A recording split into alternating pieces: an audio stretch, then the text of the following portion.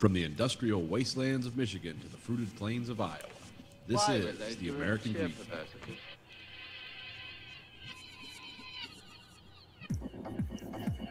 You are the dead. Remain exactly where you are. Make no move until you are ordered. We burn them to ashes and then burn the ashes. That's our official motto. Now we can see you. Clasp your hands behind your heads. Stand out in the middle of the room. Stand back to back. Who can explain the fascination of fire? What draws us to it? Whether we're young or old. Here comes a candle to light you to bed. Here comes a chopper to chop off your head. And welcome to the American Greed Factory podcast. Nathan. This is Conlon. Andrew? Right, it's all here. Days before Christmas. Yeah, 2 days, yeah. That'll be great for everyone. Plus those 800,000 government employees that aren't getting paid and or going to work. That's going to be a good Christmas for them. It's okay, the senators are still getting paid, so we're all good. Hey, you'll just get back pay. Yeah, just get backup pay. Just tell your people you owe money to that. So. They're always understanding. So yeah, that's good for Christmas for everyone. I like it when Alan Greenspan comes out of whatever rock he was buried under and says, "We're all doomed," and then goes back under the rock. Tomorrow, it's going to be amazing. And then let's see. So James Mattis quit.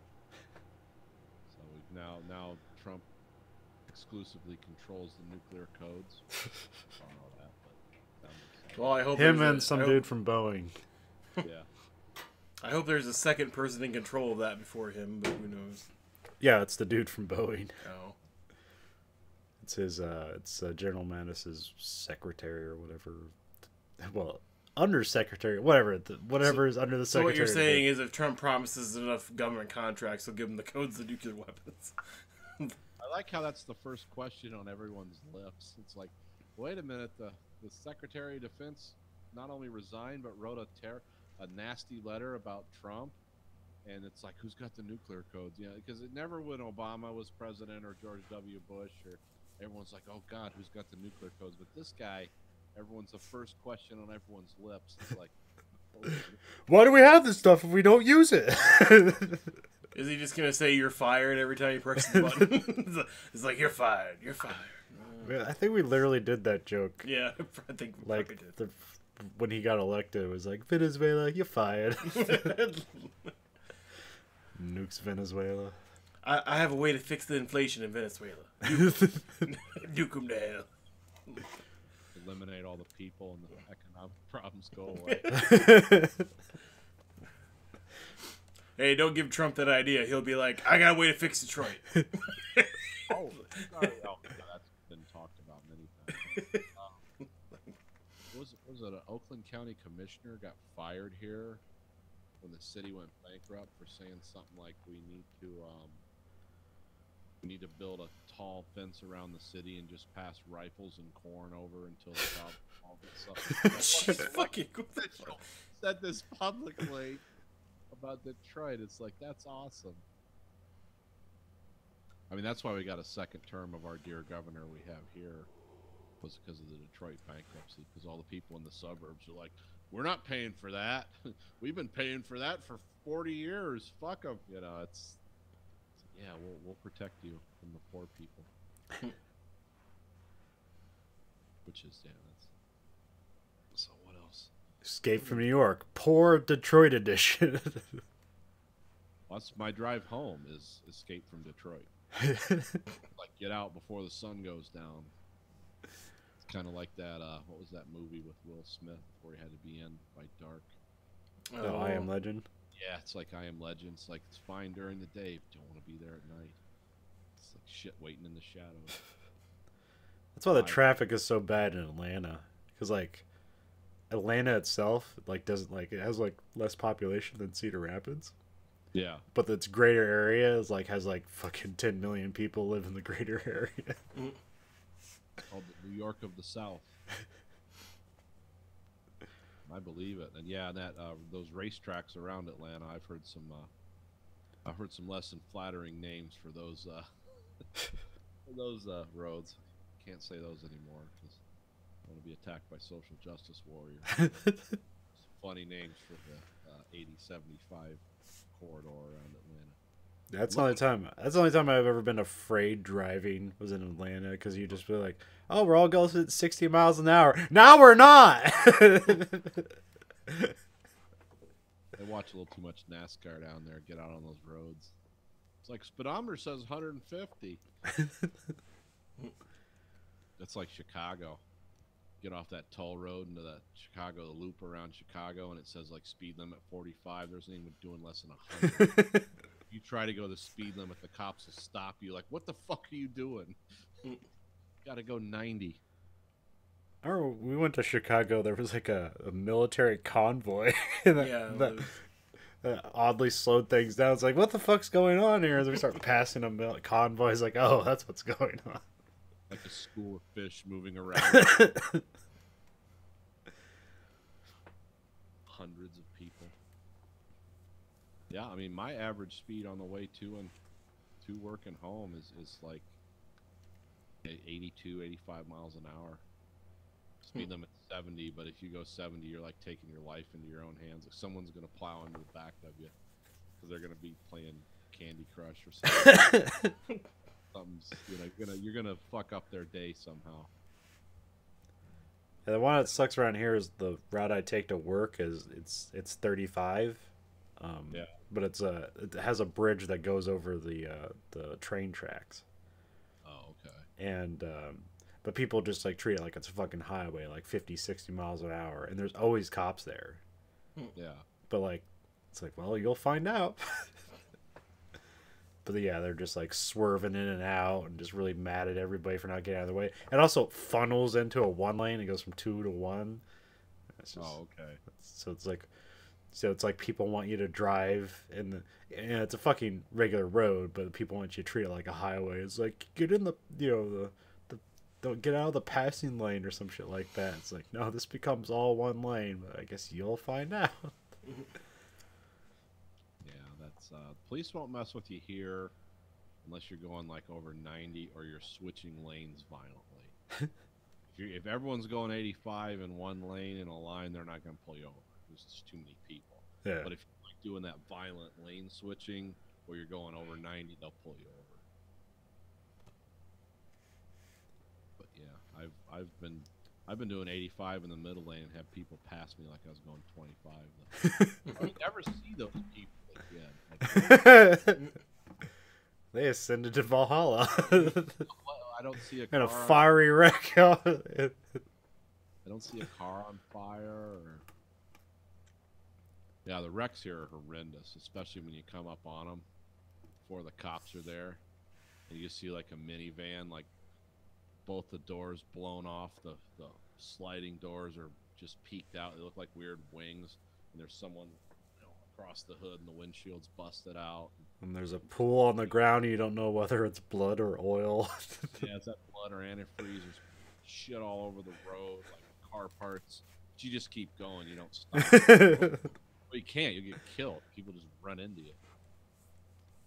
There was a time in my life where I'd stop for something like that and see if I could do, but that time has passed because we had people stop because a semi wasn't paying attention and pinned a car in an underpass under a highway, and it was like pinned against the wall, and people got out and tried to help.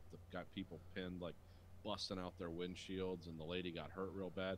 A surgeon stopped.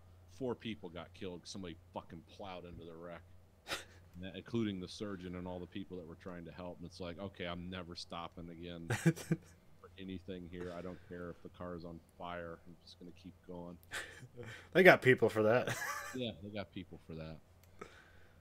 Where's they that? had a life flight helicopter here landed. They closed off one side of the road, was going to life flight someone out, and someone like crossed over the median, hit the fucking life flight helicopter. I don't know how, because they're probably looking like they crashed into the helicopter. It's like, yeah, I can't remember, there's like some phenomenon for race car drivers, where it's like they tell you to like look into the turn. Okay. Because like some people just like wreck sometimes. Is like, why did that guy wreck? It looks like he just like didn't even take the turn. It's like something where we're doing like fast reaction, high speed. Like wherever you're looking is where exactly where you're driving. It's like you're a fucking idiot. I have no control over it. Move your eyes. See into the crash. No, it's just something anymore. Between fucking cell phones and just like anything in movies and TV anymore, you just see like the other like the main character driving the car, having an exposition with the passenger, and them just staring at the passenger for like a solid 30 seconds or a minute while they're driving down the fucking highway and shit. But anymore, it's just like you can't even trust somebody going even 60 miles an hour in the next fucking lane. Because I don't know how many times every week that I go on the interstate that somebody almost sideswipes me or cuts me off or like almost runs over the median. I'm like, what the fuck are you people doing? Like, this is pretty goddamn simple. It's only 60 mile an hour. You're not fucking going and like doing like figure eights or anything. You're going like 120. You're going 60 miles an hour in fucking 4-lane traffic. This isn't fucking rocket science. Yeah, it's well, I've had people get nasty and like flip me off because because my lane's it's 8 lanes, so it's 4 lanes this way, 4 lanes that way on 94, and we'll be going through a curve or something, especially around the airport. It gets kind of curvy, and we'll just all be in our lane doing our thing, and then someone will start drifting over into the curve towards me, and I'll honk my horn at them, and I see the phone screen like go down. And then I'll get a dirty look or get a fuck you, like, oh, okay, I'm sorry. I know I was messing that up for you. I'm gonna drift into the side of me at 90 miles an hour. I'm sorry if I fucked up your feng shui or whatever you have going on over there. I'm sorry I interrupted your jerk off in the middle of 90. Yeah, watching hardcore pornography going down the... I have to multitask. There's no other way to do this.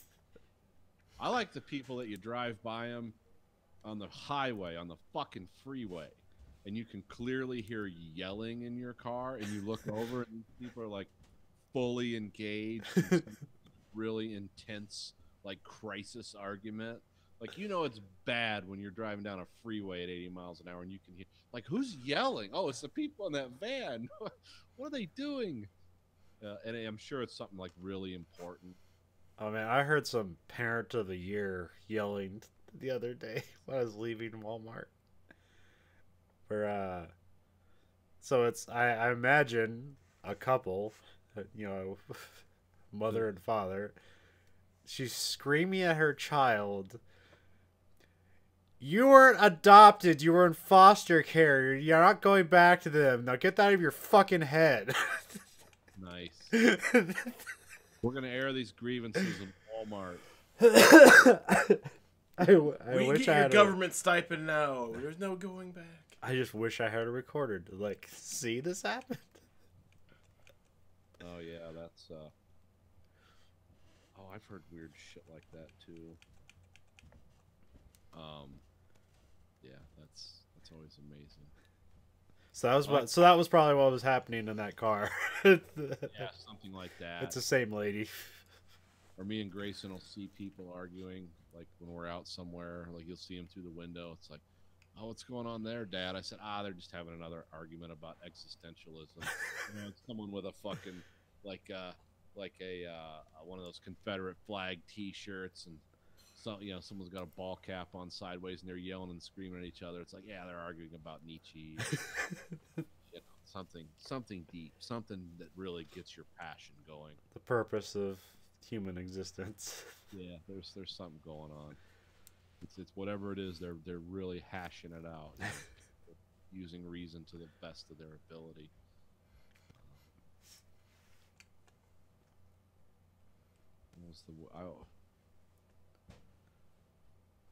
I heard there was people buying birth control once in a Walgreens, and the mother was like talking. I couldn't see the girl. It becomes horrifying later, but they're talking about, you don't want him to get you pregnant. You need some of these. or something. You know, they were in the. I was just looking for vitamins or something. And I suddenly like perked up, like, oh wait, what's going on over here? And then she's like, "Mom, I'm not sure if I'm ready for that yet." And it's like, "Well, you got to keep your man." And these were like hillbillies talking. Like, fuck, is there like gag cameras around here? Fucking walk up to the counter. This girl couldn't have been more than 14. I mean, just a real little, not like kid, but it's like a young teenager. Like, oh my god, this is going on in the town I live in. These people they live and they're trusted with cars and gasoline and matches. I want to hear her go on. It's like, you know how many girls is be so lucky to get a 30-year-old with a job? Yeah. This is like, He's got a good paying truck driving job. He's never home. You can cheat all you want. Yeah. Got that Tasmanian devil tattoo. He don't ask no questions, and he don't tell no lies. That's a man for you. fucking hell. Now I'm just imagining that's the slogan underneath the Tasmanian devil. Comes very Alice in Wonderland all of a sudden. What is this, Alice in Wonderland for hillbillies?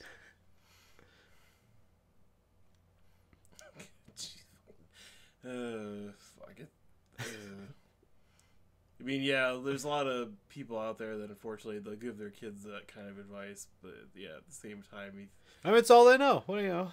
well, I know, but I thought the whole part of like having kids, if you cared about them at all, is want something better for them, or at least a good life, not like, oh yeah, at 14, just start sucking cock and fucking anybody that wants to fuck you, because you gotta keep a man. You're not gonna keep him when those tits finally come in.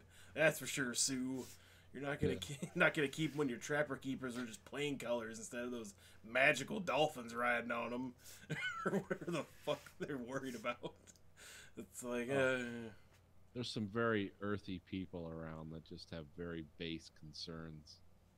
Everything boils down to the most crude, fundamental facts of ape behavior. be funny if just break it down for their kids, because most of these parents we're talking about that are having conversations like that, let's be honest, most of those kids were accidents. yeah. It was a byproduct of other behavior. They didn't decide that like now is the time to spawn.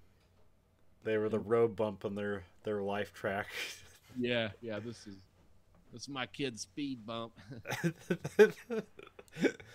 we had a band down at the honky tonk. I played the fiddle, but yeah, this all fucked it up. I could have been a star if it wasn't for him. It's like, no, Jim Bob, you'd have been working here with the rest of us. You just would have had a little more money for a little bit longer. That's about it. Get a chance to spread your seed around further. Yeah, what was your saying with like the Ferrari or the wheelchair? I can't remember what. Oh yeah, it's like, yeah, don't have a bunch of kids. It was something like that. Because it's like the same price as a Ferrari. Yeah, the Ferrari or the crib. What do you want to have? What's going to mean more in your life? And the answer for everyone is, of course, the Ferrari. Well, I can't drive a stick, so.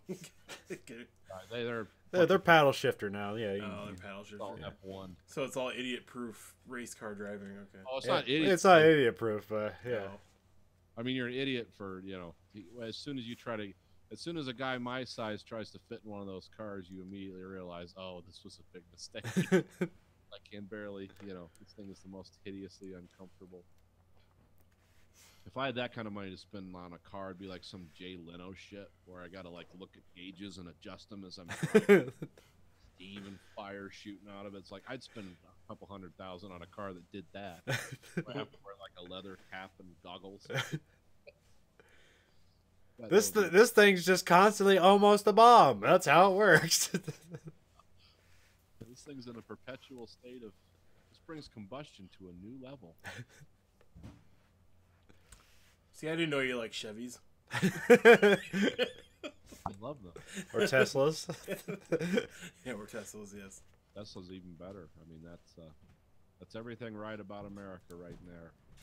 The entrepreneurial spirit of selling jackasses overpriced cars that have an extremely limited lifespan. They are fun though. They are fun as fuck. I've been in 2 Teslas, and it's like, oh, this is awesome. How much? Oh, never mind. Never mind. But yeah, that 0 to 60 in 2 seconds shit. That's a pretty weird sensation. It's like, I'm gonna pass out. Is my nose bleeding? For some reason, that reminds me of a story that my brother-in-law told me last week, where he was talking about this guy at work that's cheating on his girlfriend at home with his kid and shit like that, where he cheats with this woman like once every month and brags about it, and he's like, oh, I just cheat on my girlfriend, with her, because, it makes me realize how good my girlfriend is or whatever. And I'm like, it's like... Live life to the fullest, I say. So it's almost like a Tesla is like that for any other regular car.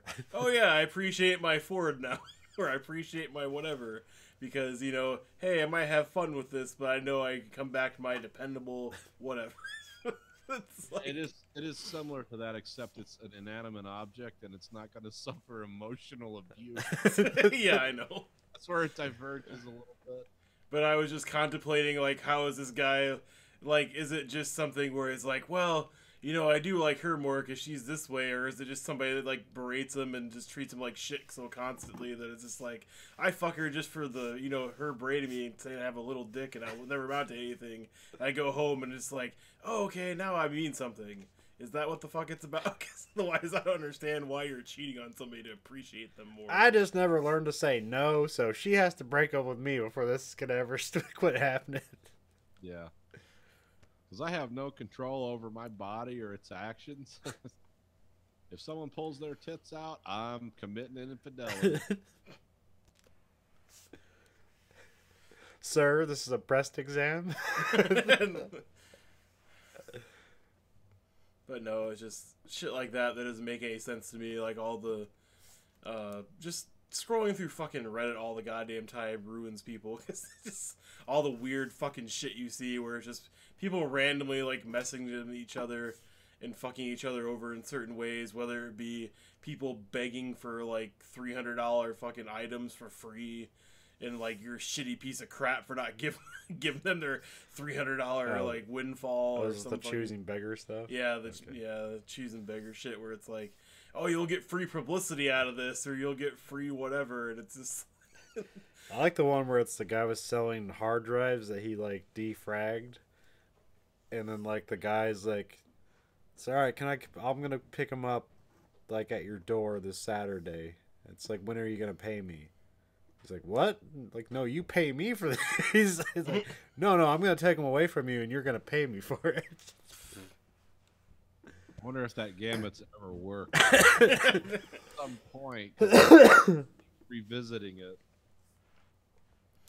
Well, it must have at some point, because Jesus Christ, the amount of times people on there, anything from a piece of furniture to a laptop somebody's selling in pristine condition, and they want it for next to nothing or free. And, like, the people selling the item will have to come to them. And suddenly they have a kid who has cancer. Yeah. And then both of them will have kids that have cancer, magically.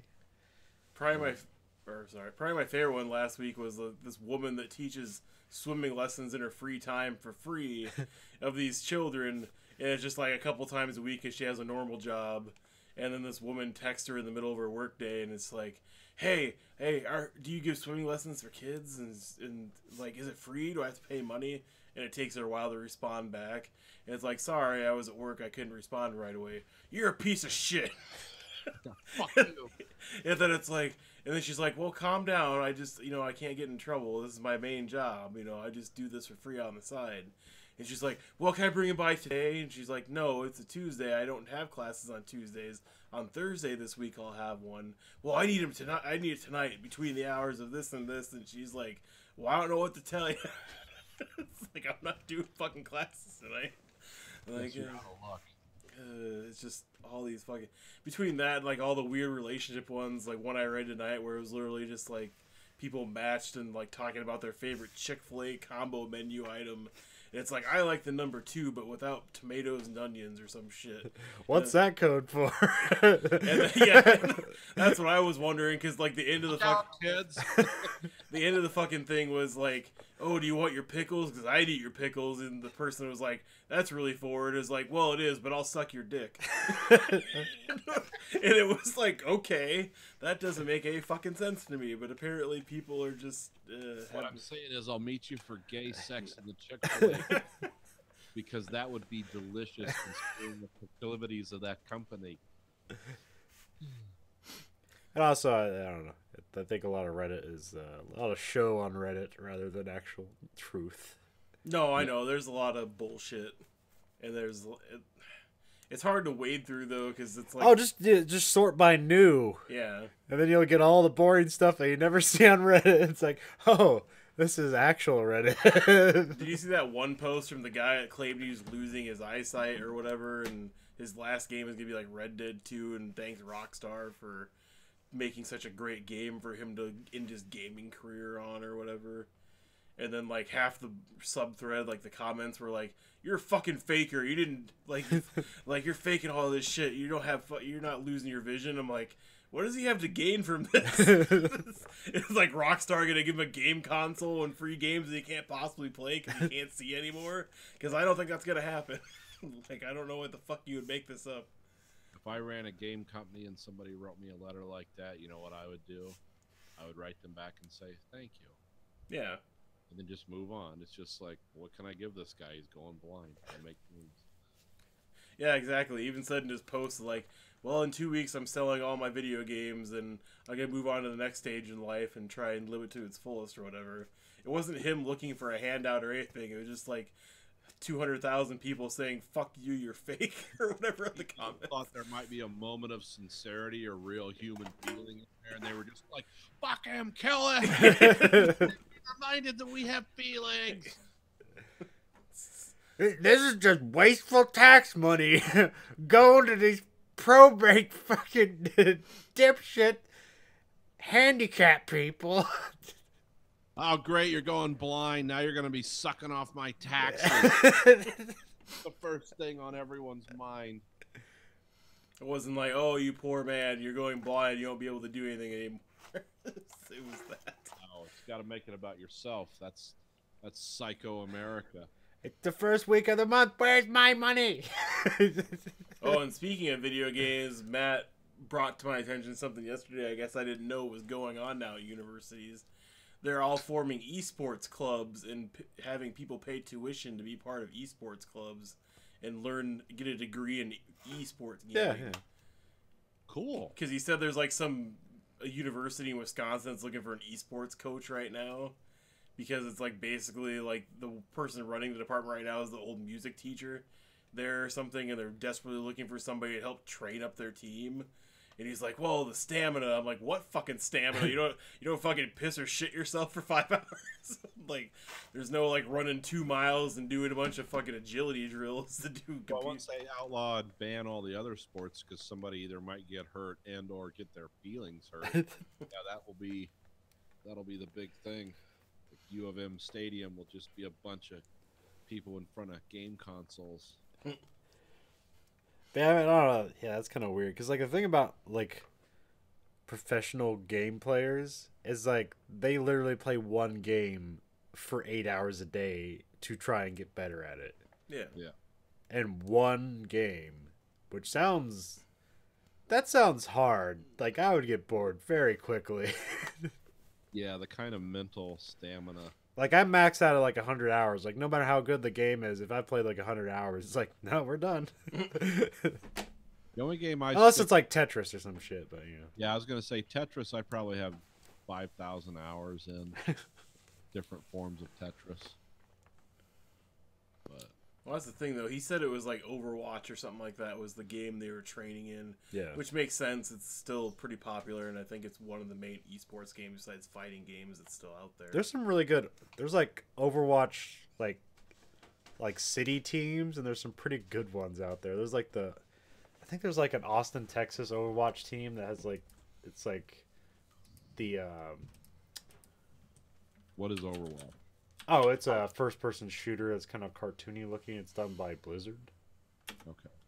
It's like, so basically you have a team of different like heroes that have different abilities. Like some people are more defensive or offensive, or kind of have you know, tricks or different abilities. Because is Dota still a thing, or is that? Oh yeah, shit, Okay. yeah, that's huge. Well, because I don't fucking know anymore. I mean, Yeah, I've never even played. Like, the thing that always surprised me is how big League of Legends is still, and like I don't think I've even like watched a second of that fucking game. I just know what it is. Well, because there's like still fucking StarCraft 1 and 2. Yeah. But one, I can't remember which one's more popular than the other still. And there's Age of Empires, then there's fucking Dota, then there's League of Legends, there's fucking Madden, there's Street Fighter. Hell, even Super Smash Bros. Had a championship a week after the game came out. Yeah. Which doesn't make any fucking sense to me, because it's like, okay, you think give a little bit of time to let the game build up, but apparently not. Yeah, look up Houston Outlaws, the Overwatch team. It's like two revolvers. They're shaped to look like a cow skull. It's pretty cool. My main thing is besides the equipment and the training, as far as like time investment, you can get into esports for free. You don't need to pay college tuition. So why the fuck are people signing up for this? I don't. Are people signing up? Yes, no. It's a legitimate program, and Or a couple somebody's universities. parents paying for it. Well, I mean, because the average cost now is like what, $25,000 a year or more to be at a university, especially a state one. I mean, or is it like 30 now? It varies. Like out of state can be like $60,000 a year. In state's like 20 grand a year. Yeah, but that's a lot of fucking money to throw at sitting in a computer chair learning one game specifically for 4 years. It is a cool logo. Yeah. Two pistols like make the cow skull and the skull. Yeah. They have jerseys. Oh yeah, they've. Hey, it's a professional league. I mean, It used to be people just sat in their basements in shame and did this, and now they dress up in jerseys and have fans and act like real athletes. well, I mean, stuff like Twitch, like people on Twitch are millionaires now. So yeah, there's money getting thrown at this. So.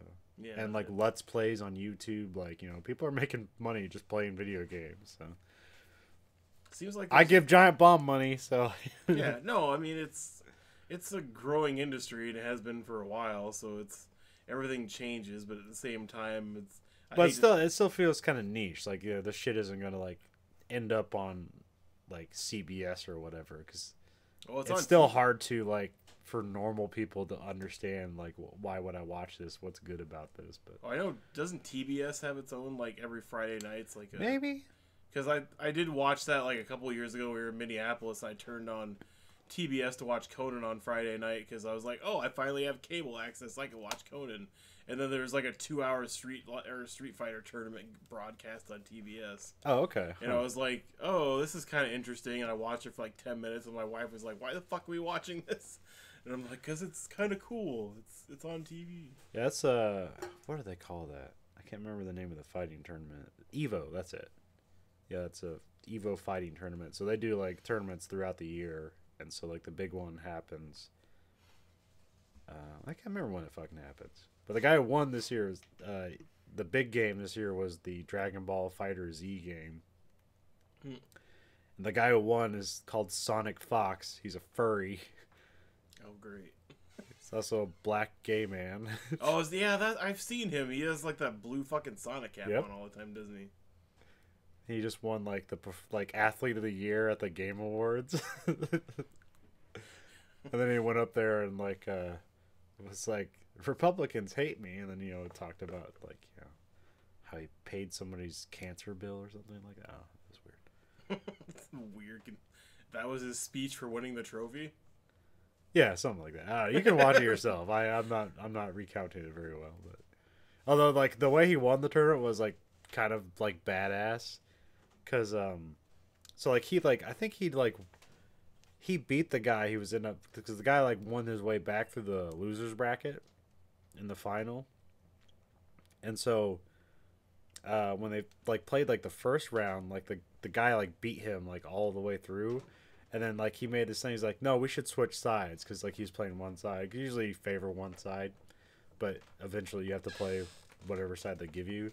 And so, like, he won, like, the coin toss. And then he got to play the side he wanted. And then, like, he beat the guy, like, straight through and won the tournament. Like that guy never had a chance after that. Huh. So it's like, you know, like very different because like a lot of it's like a lot of South Korean and Chinese players, like they pretty much dominate all these esports. Huh.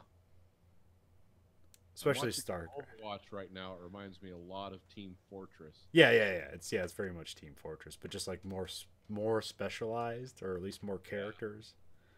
A little less, well, kind of very cartoonish. Yeah, it's pretty cartoony. Which the interesting is like it was going to be an MMO, like it was supposed to be like their follow up to WoW. Yeah. And then they just canned it, but they had all these assets they created, and it's like, why don't we just make a shooter out of it? Huh. Because there's no like single player game. It's only an online multiplayer game. And then there's that other one that the kids are all doing around here. Oh, Fortnite. Yeah, I guess the kids are doing it because everyone's got like Fortnite shirts, everything.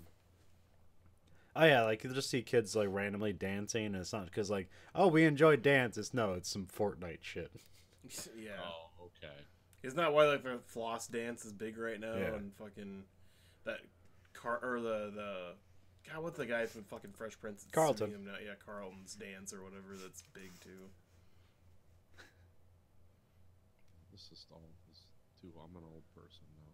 Well, I like how Jimmy Kimmel had like he does his like steal Halloween candy thing every year. This like he just did like last week, like parents turn off Fortnite, like fucking clip or whatever. But like the best part of the 2.5-minute clip was like this one mom, like for like 30 seconds tries to turn off this TV and can't even manage to do that. She can't find the button, she can't find the remote, she can't find anything. So she just sits in front of the fucking screen. Her kid gets pissed and shit. But there's a bunch of other ones where it's like they shut off the fucking screen and then like the kid like wails on the parents or like fucking throws shit at their heads and shit. Yeah, It's get like- really violent. And, fuck you, mom, you bitch. It's like a 10-year-old kid. Like, that's cool. Jimmy Kimmel told me to do it. He can suck my dick. You know, they lead it out. Like, awesome. And the parents are just sitting there. Ah, ha, ha, ha, ha. It's like, wait a minute. I think your kid's a fucking serial killer. He's literally telling you to suck his dick and turn it back on. Yeah. Well, people were like unplugging like the whole thing. Like if there was a power block, the guy just went up and pulled it out of the wall. Mm. What the fuck are you doing, you bitch? Wow. I'm surprised how fucking ballsy kids are anymore. Like Matt always talks about his oldest like stepdaughter, how fucking ballsy she is with adults, and is like, you can't tell me what to do and shit. It's like, yeah, you're pretty big for a fucking 10-year-old, but you're not that fucking big. It's like you can't drive yourself anywhere, you can't buy anything. You're physically less powerful than us. What the fuck do you think you can do? Like, I'm not quite sure. Like, My son's pretty respectful until adults act weird, or they're drunk or they're stupid. Because yeah, I've seen that before where someone will be I forget, somebody crashed into the side of him and Stacy's car when they were together once, and Stacy like chased the woman down because she ran away after sliding down the side of their car. And then her and Grace and the woman stopped and she got out of the car, and that woman was like, "There's nothing wrong with your car. You're just being a cunt." And then the woman looked at Grayson and says, "Why don't you get in the car, little boy?" And he's like, "Fuck you, bitch!" And then the cop, like, what did the cops say about that? She goes, "Oh, I think everyone was laughing." The woman was just so out of control. And the police were like, "Yeah, you know, that's fleeing a scene of an accident. I didn't hit her." Everyone, and then we had people follow us, or I wasn't there, but people from the place, the business, followed them, and like, "Yeah, she hit that woman's car, and then she had to go chase her down to get her to stop." "I didn't hit her car." And it was like, yeah, this is a good time for a object lesson in violence, but it ended up happening. well, it's just funny how many people blame fucking shit on something It's like, I didn't do it, it was this or this other thing or whatever. Or just don't take any responsibility for anything. Nah, it's a survival mechanism. She didn't want to pay to have our car fixed, so she thought she'd just run away and we'd be okay with that. I don't have insurance. I'm going to jail. Then she whipped out something about, I'm just bringing my husband some food. He's dying from emphysema. And like, nobody cared. Do you want us to come to the funeral now? Gonna jump in the coffin with him and solve 2 problems at once? Get that extra mileage out of that coffin you paid for. But anyway, the moral of the story is my son's pretty decent to adults unless you piss him off or call him a little cocksucker or something. He'll be like, oh, fuck you. Oh, that's fine. That's the way it should be. That's most people I'm probably too nice to for them being complete dickheads to me most of the time. But at the same, there's really realistically a line that should be drawn where you should just be able to tell somebody to fuck off. Or fucking just punch them out. Well, if you're not at work, you can do that all the time. You can do that all day. It's like, have a nice day, sir. Fuck off. I used to be pleasant with people, like, and just try to be like, okay, I'm not interested in anymore, though. I'll just say the most heinous things to people, like stuff that, would probably, like, get you put in jail, maybe if someone heard it. But I don't do that just, like, randomly to strangers for no reason. They got to do something to me. But yeah, it's been people like the lady. I got a good parking space a while back. I pulled into a store and there was a parking space up front and it wasn't a handicap and I took it. I'm getting out of my car, walking in. Someone pulls up next to me in their car, like, I was waiting for that space. It's like, well, you should have moved faster. Store, It's just total bullshit like that because people, would they think I was going to go back into my car and move so they could park there? Are you fucking crazy? How many times does this work? That's a fucking psychopath there, Zach. Can you inconvenience yourself as much as possible so just for my own convenience? Yeah. Just do the normal human thing, call you a cocksucker and move on. Yeah, just shit I am so we can get this over with. I'll get my, marshmallows for my hot chocolate. Whatever, storm I'm braving here just to accomplish simple life tasks. Well, because there was this nice, like, subreddit thing where it was, like, or a community question type forum where it was, like, yeah, I've had these, like, thoughts in the brain where just, like, I randomly think about, like, taking out a fucking back end of a semi with my car and, like, fucking killing a bunch of people. Is that normal? Because I'm just driving down the highway and I'm not actually thinking about this. It just pops into my brain and then leaves and it's like, oh, it's part of the survival mechanism, blah, blah, blah. Perfectly normal to fantasize about the death of complete strangers. Matter of fact, go get you a Glock and just start carrying it around with you. Oh, It'll work out great. At the same time, it's like, yeah, I kind of do that sometimes, where it's like last week when I was getting groceries, like this woman in this giant fucking like Nissan SUV parked right next to mine. It's super close and her kid get out and really quickly run away. And so I was like, did that fucking bitch just get my fucking like hit my car? And then I go on the other side of my car, it's fine. It's like, oh, they're nice people. Oh, who do I have to murder now? Oh, it's okay. I'm in a perfect rate. Like start hearing that fucking fight music from Mortal Kombat. It's gonna happen. Today's gonna be the day. My pants fall down. But yeah, then it turns out to be nothing.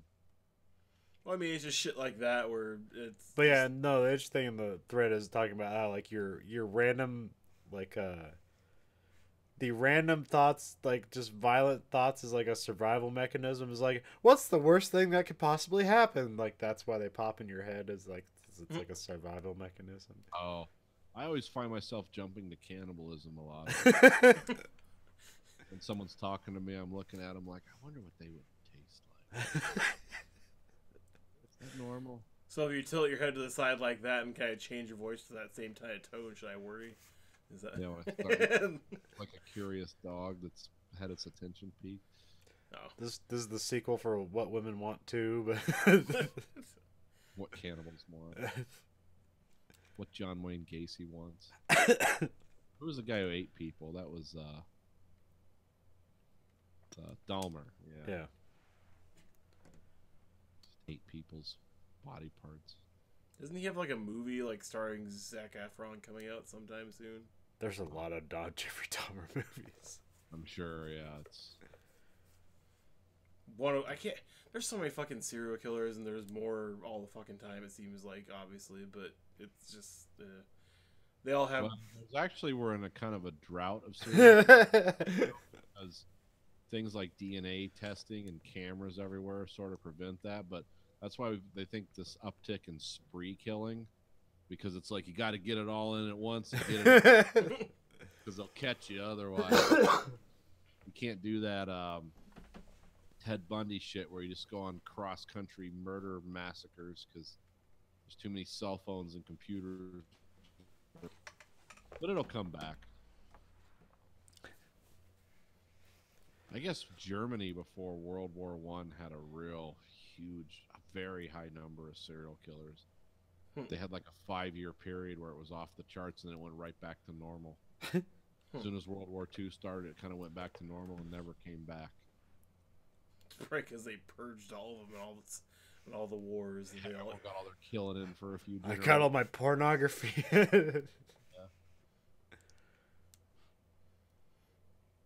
Oh, no, And then, like in Russia, they didn't acknowledge serial killers for like 50 years.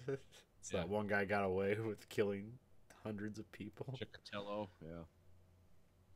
Well, I told you about the guy was I talking about this on the last podcast? The guy, the biggest serial killer in Russia, just got caught. I don't think so. Yeah, he was called the Werewolf of Donetsk or something. He was a cop.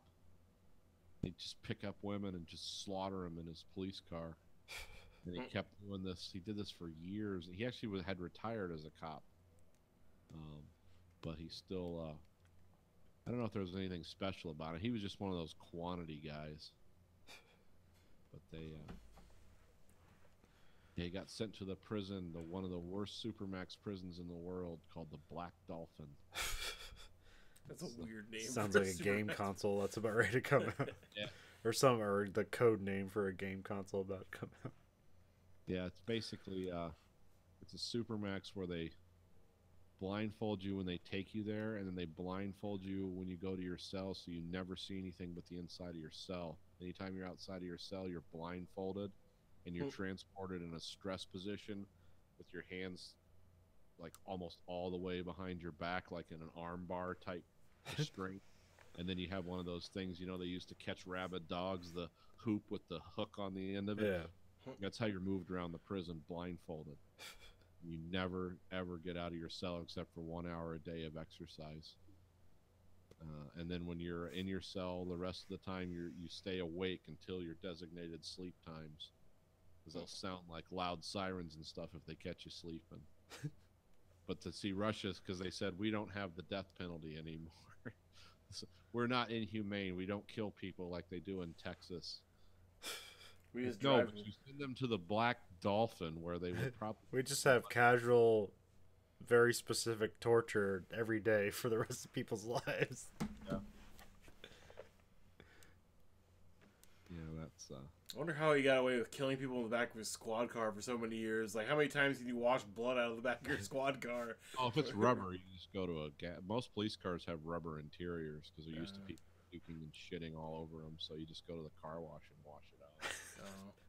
Well, I just like picture him like at the police station, like, get blood in your cab again, Larry? Yep.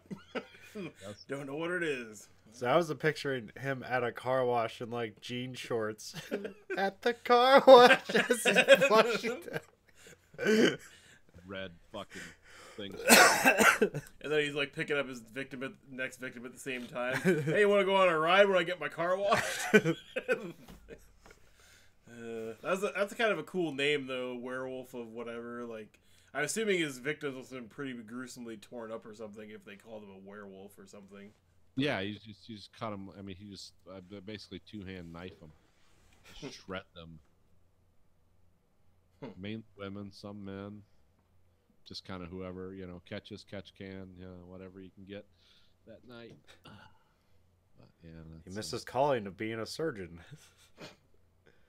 That was like something that I talked about, how psychopathy can be useful. Like, it doesn't always lead towards like you wanting to harm people, but like you have an indifference towards anybody who's not you. So like they'll make good surgeons because they don't have any problem just cutting you up. Let's see what's going on here. Fucking spreading someone's chest open, like, hey, we gonna go golfing tomorrow? Yeah. Just a job.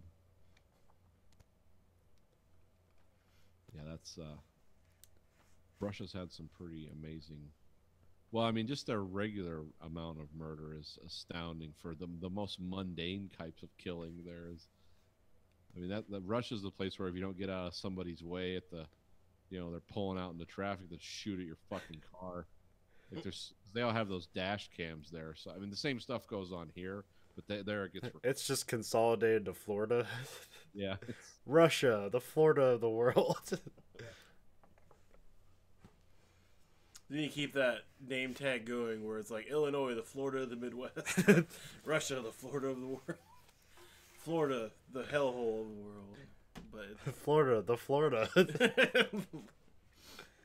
What they have on, what was it, the Adam Carolla, you had to guess as Germany or Florida.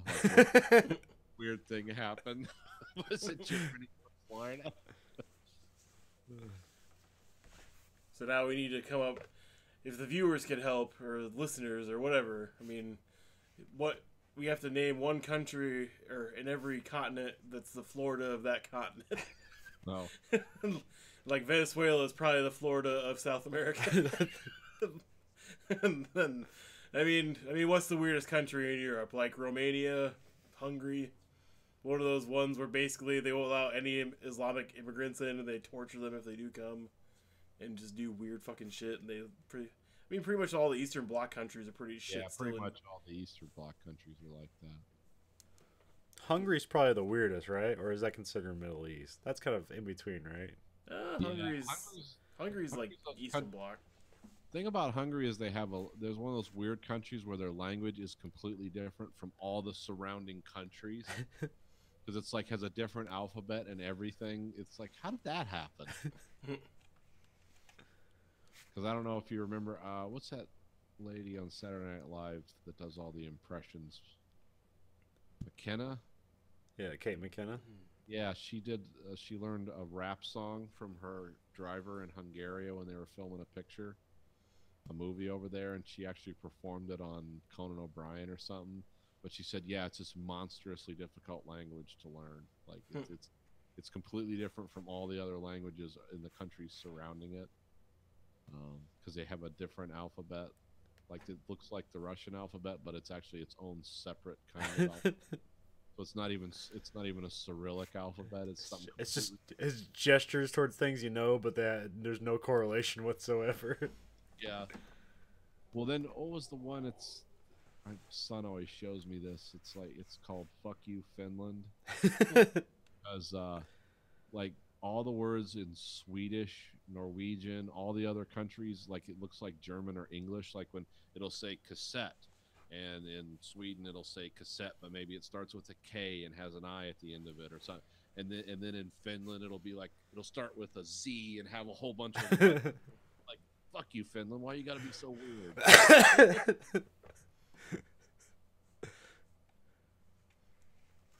Or like car is virtually the same word in every Indo-Germanic language you can think of, except Finland, where it's like. Begins with an H. What are you doing? Like getting the Husen fit. Yeah. I always love the foreign languages where like the two, like where we would say get in the car and there's like there's like fucking like a paragraph for saying like 3 words, or at least that's what it seems like on subtitles anyway. Because my favorite is the German word for DMV. 52 characters. They're like, what the fuck are you doing? Yeah, they love their hyphenates. Well, hyphenates being a bit too like gentle with it, because a hyphenate implies it has hyphens in it. Yeah. Where the Germans, it just crams all the fucking words together, and you gotta find them in that fucking piece of alphabet soup. So what you're saying is not only does German sound exotic, but it also is exotic to read. I mean, yeah, you can make it sound that way. Well, just like German's never been one of like the, you know how like Latin-based languages, like languages of love or whatever, because they all sound, you know, enticing and, you know, all exotic, but like German's very like mechanical and not very nuanced. Like Confidence, yeah. yeah, it's Well, English sounds the same way to people that don't speak English or German. They can't tell English or German apart. So, well, because like Chinese. Is, like, Fernweh, distant pain. Kummerspeck, grief bacon. What was the people who rode the bikes the sport bikes the wrong way down the autobahn called? Oh, Geistenfahrer. Yeah, that's a cool one. Which that means, yeah, it's Ghost Rider. That's fucking hardcore. I'm gonna go drive the wrong way at like 150 miles an hour. Inner Schweinhund, inner pig dog. What are they trying does to it explain why these words exist, or is it just? Oh yeah, I can read that. Like what? Yeah, this is just some weird German words. Let's see here. Can't get up in the morning or in time for work. Too lazy to go to the gym. Homework remains undone until the last minute. Don't worry, it's not your fault. The blame lies with your inner pig dog. Okay. I thought they were gonna say, or with you being a Turk. Fremdschämen, exterior shame. For those of you who cringe and phantom pain when others make a fool of themselves, this is your word. Oh, cool! I have a word now. It describes the feeling of shame when seeing someone else in an uncomfortable, embarrassing situation. Which we would call an awkward moment. It's collective shame. Oh. Let's see how we get this. Torschlusspanik. Closing gate panic. Okay. As people get older, some find themselves worrying about roads not taken or milestones. This is just midlife crisis. They meant to achieve by a certain age but haven't. Torschlusspanik. This is a feeling of urgency to accomplish them before some imaginary gate closes. Huh. Treppenwitz. Staircase joke. Have you ever noticed when you have a chance encounter with an attractive person of the opposite sex or get into an argument with someone, the best jokes, lines, and comebacks always occur to you afterwards? Yeah, we do. It's the same concept for shit we have, but I'll just read the rest of these. I'm Just not gonna... not staircase joke. Lebensmüde. Life tired. Okay. Weltschmerz. World pain. That sounds like a sandwich, not world pain. Vechi. I don't know how to say that. Might be Kai. I'm not sure. That means soft egg. Whoa, this one's weird. Backfiefenschnickt. No, that's geschickt at the end. So Backfiefengeschickt. Backfiefengeschickt. Slap face. what does that mean? What's the concept? Have you ever heard the joke, some people just need a high five in the face with a chair? Oh, okay. Yeah, plenty of time. Oh, yeah. Yeah, that's 'cause high fives always involve chairs. Yeah, I could see a high five to the face. Like, yeah, I can get that concept. Where did fucking furniture come into it? See, you're overthinking it again, Germans. Erklärungsnot. Explanation poverty. Explain that one. That's got to be cool. Is a state shared by cheating spouses, lying politicians, and school children without their homework alike. It's what you find yourself in when you put on a spot without a sufficient explanation or excuse for something you have done. So it's just a bad liar. Yeah, it's just you got to work on lying skills. You got Sitzfleisch, Perzelbaum, Dreichserhoek. What's that? 3 cheeses high. So dry, that means 3. Käse is cheese and hook is high. So dry Käsehook. and Zugenbrecher, Schattenparker, Shannon Park. Is that just people that shit in parks? Shadow Parker, Kudel Mudel. That's this week's German words. Odd people. You hear about the guy who writes for Der Spiegel? That he was New York Times in it for years, and he finally got caught just fucking making up stories. He won like a bunch of literary prizes, including like Journalist of the Year or something a couple of years ago. But what he was doing was he was coming to America and reporting on things that were happening in America, but the stories were so wildly exaggerated that people he worked with turned him in. Like, I went there with you for that story. None of this shit you're talking about happened. Because he's just crazy shit, like people being murdered on the border and stuff like that. Like, no one was just being shot indiscriminately. I remember I was trying to read a German newspaper just to like help my German, see if that would help at all.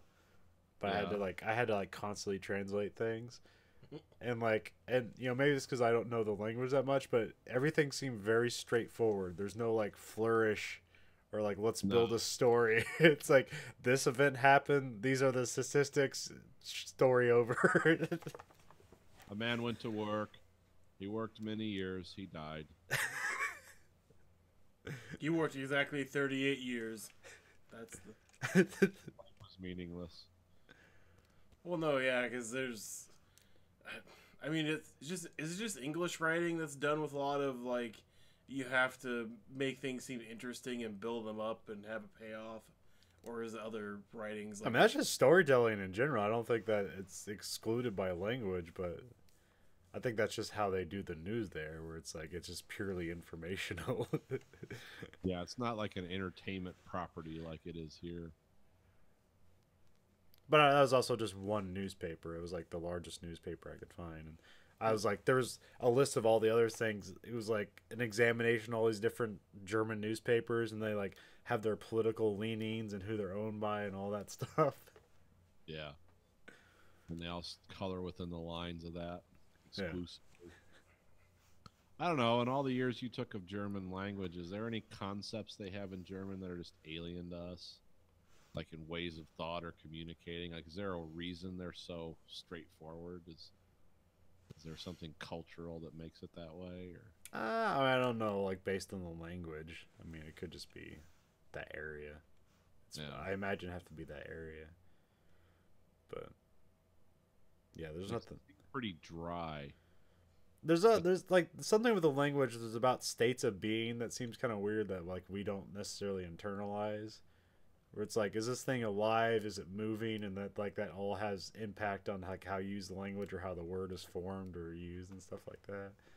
Oh, okay. Yeah, I always look for those cultures and ideas they have about like just things that we don't even think about here. But I imagine like a lot of that would just be the environment, but it's also like for a long time it was just the wild there. It was like the untamed place of Europe, and then like all of a sudden it like, became like this kind of like war-based faction. Yeah. But there's also, kingship and stuff like that, but whatever. Yeah, all that weird shit.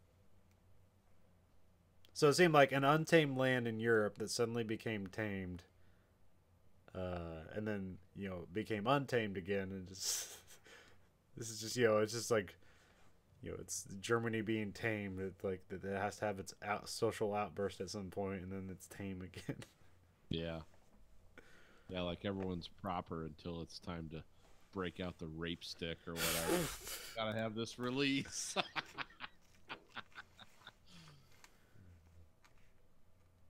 But also, Japanese are like that too, though. They're very like straight down the line, but then they have like outrageous entertainment, like just craziest kind of entertainment you'll see, and then it's like back to work on Monday.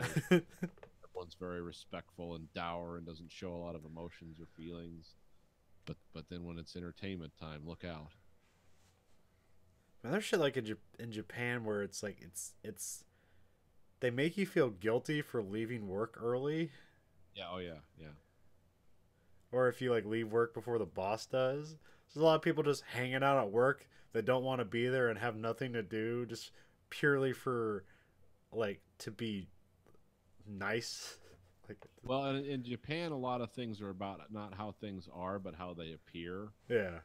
And it's like, yeah, you're just hanging around the office waiting for the boss to leave. You're not doing fuck all. But, you know, you're not like being super productive. You're just kind of waiting for the boss to leave. Because everything's like a mentor relationship there. They have a lot of those concepts where they like the older, more experienced guy and all that. I mean, that runs throughout their culture in a lot of ways. Or here it just seems strange. It's like once somebody gets too old here, you just like push them out the door with a stick. Yeah, that's a lot of those countries that seem really uptight. Like they've figured out a way to organize themselves. And But also, like, the Germany presented to me during my class was just like, it's like how you imagine people from Sweden. They're just like constantly happy and willing to be helpful to you. It's like, I don't think this is how it is. Like, nobody sounded like Hitler. yeah, They're just a very upbeat, like, how they use the language. yeah. There's no bad words, nothing. As much as the Europeans look down on us, I can't imagine what their English classes for America are like. It's like just a picture of a guy in Florida with like no shirt on. It's like, welcome to American English. Fucking kids running out of a school, someone shooting. America. Yeah, the first lesson is that learn how to duck and cover, lock the door, barricade. Yeah. Well, there's. I America mean, is a land of locked doors and fear, both real and imagined. no, it's just something where, yeah, I'm sure recently, especially in the last, like, the first, like, big school shooting was, like, back in, like, 2001, 2002. 99 was Columbine. Oh, yeah, 99. Or no, it was at 2000. Okay. It was before. It might have been 99. It was before 9/11. Because that was our 9/11 before 9/11. I mean, basically, for, like, pretty much, like, the last 20 years, people have been indoctrinated into us killing each other, just being fat, overweight idiots that, like, fight over the tiniest little things and care about what the skinny people, the rich people do. Pretty much. Or is Europe as obsessed with celebrities as we are? Because we seem to be pretty obsessed with Well, celebrities. the weird thing about America that I've heard that people like do think is weird, and there's a good reason it happens, but it looks bad, is we don't hide our problems. We talk about them. If something's fucked up in America, there's no shame in like, let's talk about this. What the fuck are we gonna do? We don't always have solutions, but we're very offensively honest about like, yeah, we have this problem. Like I mean, it's not a mystery here why everyone's fat. You know, I'm participating in the fat. I'm fat because I eat a lot of food, and my two other hobbies involve building models and reading books. So it's like maybe I should stop eating entirely or exercise a little bit, which I won't do. But yeah, that's one thing we do that a lot of people don't is we're not trying to pretend like there's no problems here. I mean, we still think we're number one, even though everything's kind of fucked up. But also, American and British culture is so pervasive around the world. Like, if we want to seek out any other country's entertainment other than our own, we have to go out of our way. You can live in any country in the world and accidentally witness American entertainment. Yeah, that's true. Yeah, our culture is very widespread. Like I've seen, like the stuff we talk about, and some of the movies and TV shows we watch, like all kinds of American science fiction, all kinds of British science fiction, some Russian stuff because it's notably weird, but not a lot.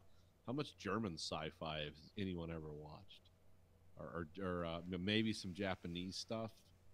Some of the Japanese stuff translates pretty good, but it's the animation type stuff. It's not like movies that they filmed with years, where it's a lot of, and the Kurosawa stuff translates pretty good because it's like, oh, these are westerns just with samurai running around, and the filming techniques are cool, and some of the stories make sense. But yeah, that's but how many Chinese space shows have you watched? I'm sure it exists, but it doesn't exist in our world. But they all know what Star Trek is. So yeah, that's true. I mean, everyone seems to know what Kentucky Fried Chicken is, which is weird to me. Worst fucking chicken place you can go to, but like in China and places like that, it's seen as something. All right, I'm gonna have to stop you here. What is the best chicken place to go to? Your house, when you cook your own chicken. Okay. That's the best place to get it. No, actually, Kroger is pretty good. They do fried chicken, and they do it well because it's like really good pieces of chicken. Is Kroger the? It's like Hy-Vee, but in Grocery store.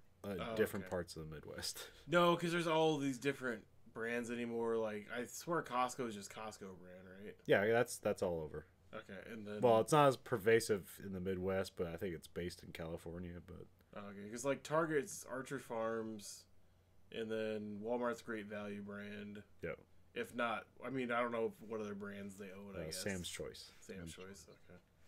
Because I mean, I don't know. There's a bunch of like Costco's apparently like digging in hard in Nebraska and gonna open up with like its own like fucking chicken industry in Nebraska now next year and pump like $8 billion into it. So like this 20 square mile part of Nebraska will have like something, I don't know how many millions of chickens in there, and it's like gonna generate like $1.2 billion a year in GDP for Nebraska. But like half the people there don't want it because it's like there's a lot of chicken shit we're not gonna be able to get rid of. It's gonna pollute all of our waters and land and shit, and it's also gonna kill our jobs. Because Costco seems to think that them putting in a 15-year contract with farmers is going to change shit. Because apparently it costs the farmers like $2 million to set up operations for chicken farming and shit. I don't know how I got on that for Chicken. Well, I was going towards like, because I don't know if I've had like a rating system. Like all I know is like, I've had Kentucky Fried Chicken most of my life, but I don't really eat fried chicken a lot at all. Yeah. Occasionally I'll get it, and I get it with honey, because nothing better than that fried chicken skin and some honey. I've always been interested in what fried chicken and waffles taste like and why people think that's a great combo. I guess because I've never savory. Yeah, you put like I have honey on my chicken, so it's almost like you can put syrup on both. Yeah. But no, I went to Popeyes and was not impressed. It was like because people just like. Really, there's a lot of people from the South that are like, they just really like, oh, Popeyes or nothing. I don't know if it's because of the biscuits, but like the chicken's nothing. I didn't really spot a whole lot of difference. And there was another one that's called like Abraxas or some weird shit like that, or Zaxxas. It's basically like a Chick-fil-A, but a Southern Chick-fil-A. Okay.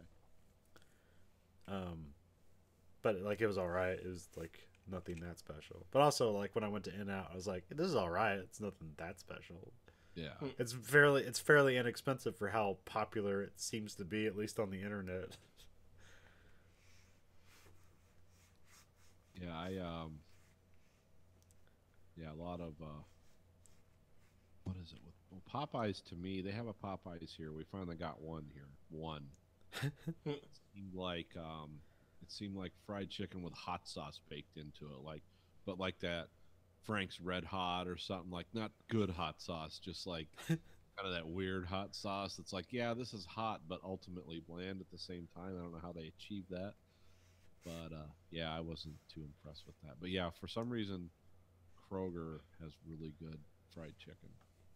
And I mean, I probably eat fried chicken 2 times a year, so it's the memorable occasion or I make it at home, which is actually pretty good, but that's more like baked chicken in the oven. Yeah, because like actual fried chicken is a pressure cooker, doesn't it? Yeah, it's like, well, you can just bread chicken and toss it in a pan of oil. True. Well, I guess KFC makes it with a pressure cooker, so I guess everybody else seemed to. Yeah, that was the Colonel's secret recipe. You'll see. boiled it in a pressure cooker and had 7 spices and 3 forms of regret.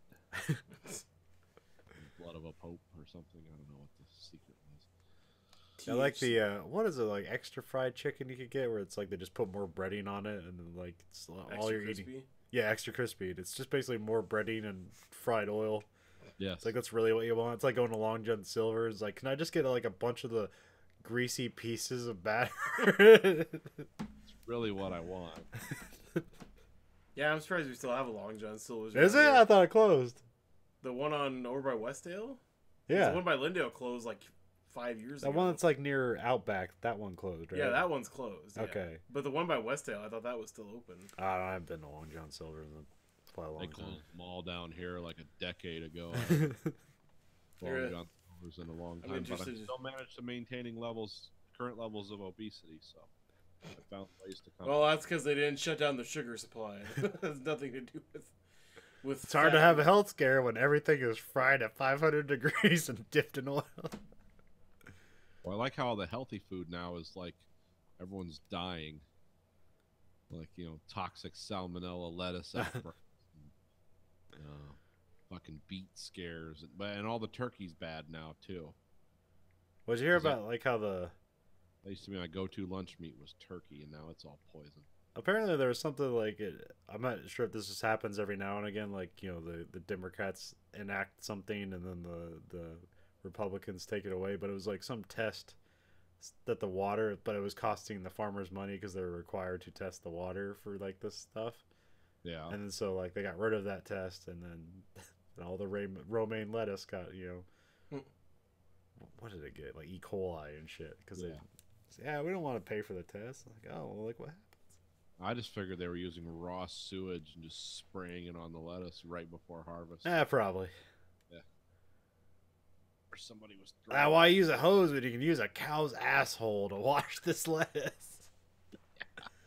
Can we use urine mixed with feces? Because that's free. That's God's gift. Oh, they're really pushing DoorDash around here now. And What's DoorDash? it's a food delivery service. Oh, thing. does that work here? Yeah. Because there's like, there's like 5 of them and none of them work. Because there's like Uber Eats, and then you have like Good Eats or something like that. What's the other ones? Grubhub? Grubhub, that's it. Which they used to have something here, and I got like one thing from them, and then like now they don't do it anymore. I don't think we're a big enough town to really offer that fucking service. Well, I think it's all depend on the stores doing it, Oh. but Well, it says that the one by Westdale is still open. oh, okay. And it's advertising that, like, hey, place your order here at DoorDash. And it's like, I've seen that at Taco Bell recently, and I've seen that at a couple other places. Because they've been pushing the whole, like, mobile delivery service thing. But I was always been like, well, they're pushing it, but does that mean it exists? Because Cedar Rapids can barely keep Uber in business, Yeah. let alone Uber Eats. I mean, we're fat people. We love food. But I don't know if we love it that much to pay, like, how much the markup is between the tip and then whatever the service charge from Uber is to drive. Oh, I you mean, around. but it's pure convenience. Like, what if you could go to Taco Bell but not leave your home? What if I could just go to Taco? I just have to go down the fucking hill to go to Taco Bell. It's Yeah, not that man, much you don't easier. even need to change your pants. Who said, Where? Or put socks on. who says I did any of that before now? All I know is when I get my Wendy's Baconator, I got to have a 75% markup on that fucker for me to. Yeah, I don't need to pay $20 for a $5 sandwich for me to enjoy it. Nothing like a lukewarm sandwich covered in mayonnaise to make my depression cycle. And yet one more person to possibly sabotage it before it gets to your doorstep. Sir, I poured your Barks root beer on your sandwich like you wanted. I'm gonna casually steal stuff off your lawn as I leave. It's a souvenir of our friendship. It's wonderful. Well, I like all the watching the YouTube videos of people that do that for like, oh, how much money can you work in a day working for Grubhub or Uber Eats or whatever. And it's just like people like literally camped out near like Jack in the Box or some shit all day. And it's like, well, today was a pretty good day. I made 160 or whatever. And it's like, this isn't like fucking LA where people have to pay like fucking sky high rents to begin with Like, who has the fucking money to pay you to fucking drive around their Jack in a Box for half an hour and give you like fucking $8 at the end of it and shit? It's just I don't see how that's sustainable as a career, because I know it's not. It's all someone just got a credit card and it's they're not paying it back. It's like when the credit card's maxed out and they can't get Uber Eats again, that's when they eat a bullet. Yeah, that's your max limit on your credit cards, your exit strategy. That's when the stars line up and the fucking eagle takes flight. Card declined. Witness me. There just needs to be, or I know at some point they'll probably get around with after all the legalized drug business is done, where they might actually touch on like legalized suicide, or like, you know, like letting people help you die if you're sick or want to die or whatever. But like, at what point does it become like Futurama, where there's like suicide booths on every corner, and you just get to put like $5 in it, like cattle guns you in the forehead, drops your body down and shoot into an incinerator. Like, when is that gonna happen? I still like the Escape from New York. You know, when they were at the Ellis Island induction center, it's like, if you wish to choose euthanasia, please let your watch sergeant know now. You know? Yeah, it won't be long. Imagine that, like Uber death. Like the guy that comes to your door and shoots you in the head. Except you know it's gonna be him because he has a pink mustache on his front grill. It's like, the hitman's here, honey. Say goodbye to the kids. What was that sound? Honey? Oh, I clicked family option. Shit. Click undo.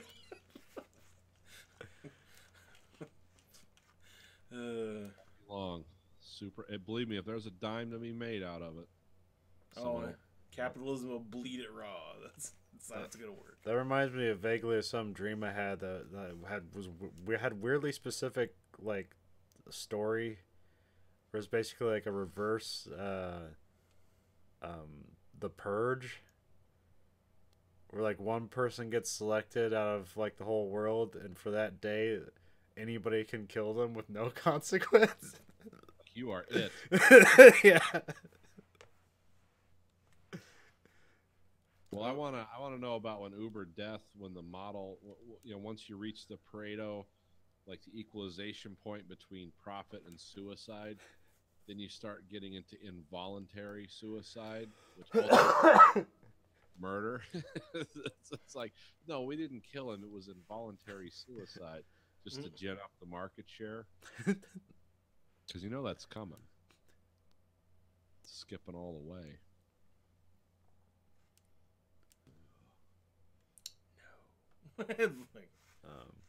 I watched the new series on Netflix. What's that called? Travelers. I think this has ended up on a bunch of lists of like the best show you're not watching, but it's got 3 seasons, so they're keeping it around. But also, it's super Canadian, so it must not cost that much to produce. Oh yeah. Because like it was like the exact same cast from the Bates Motel series. Is like it's the same people in this show pretty much. Oh, so you almost get free healthcare watching. So it's about people from the future are travel back in time to fix everything that goes wrong.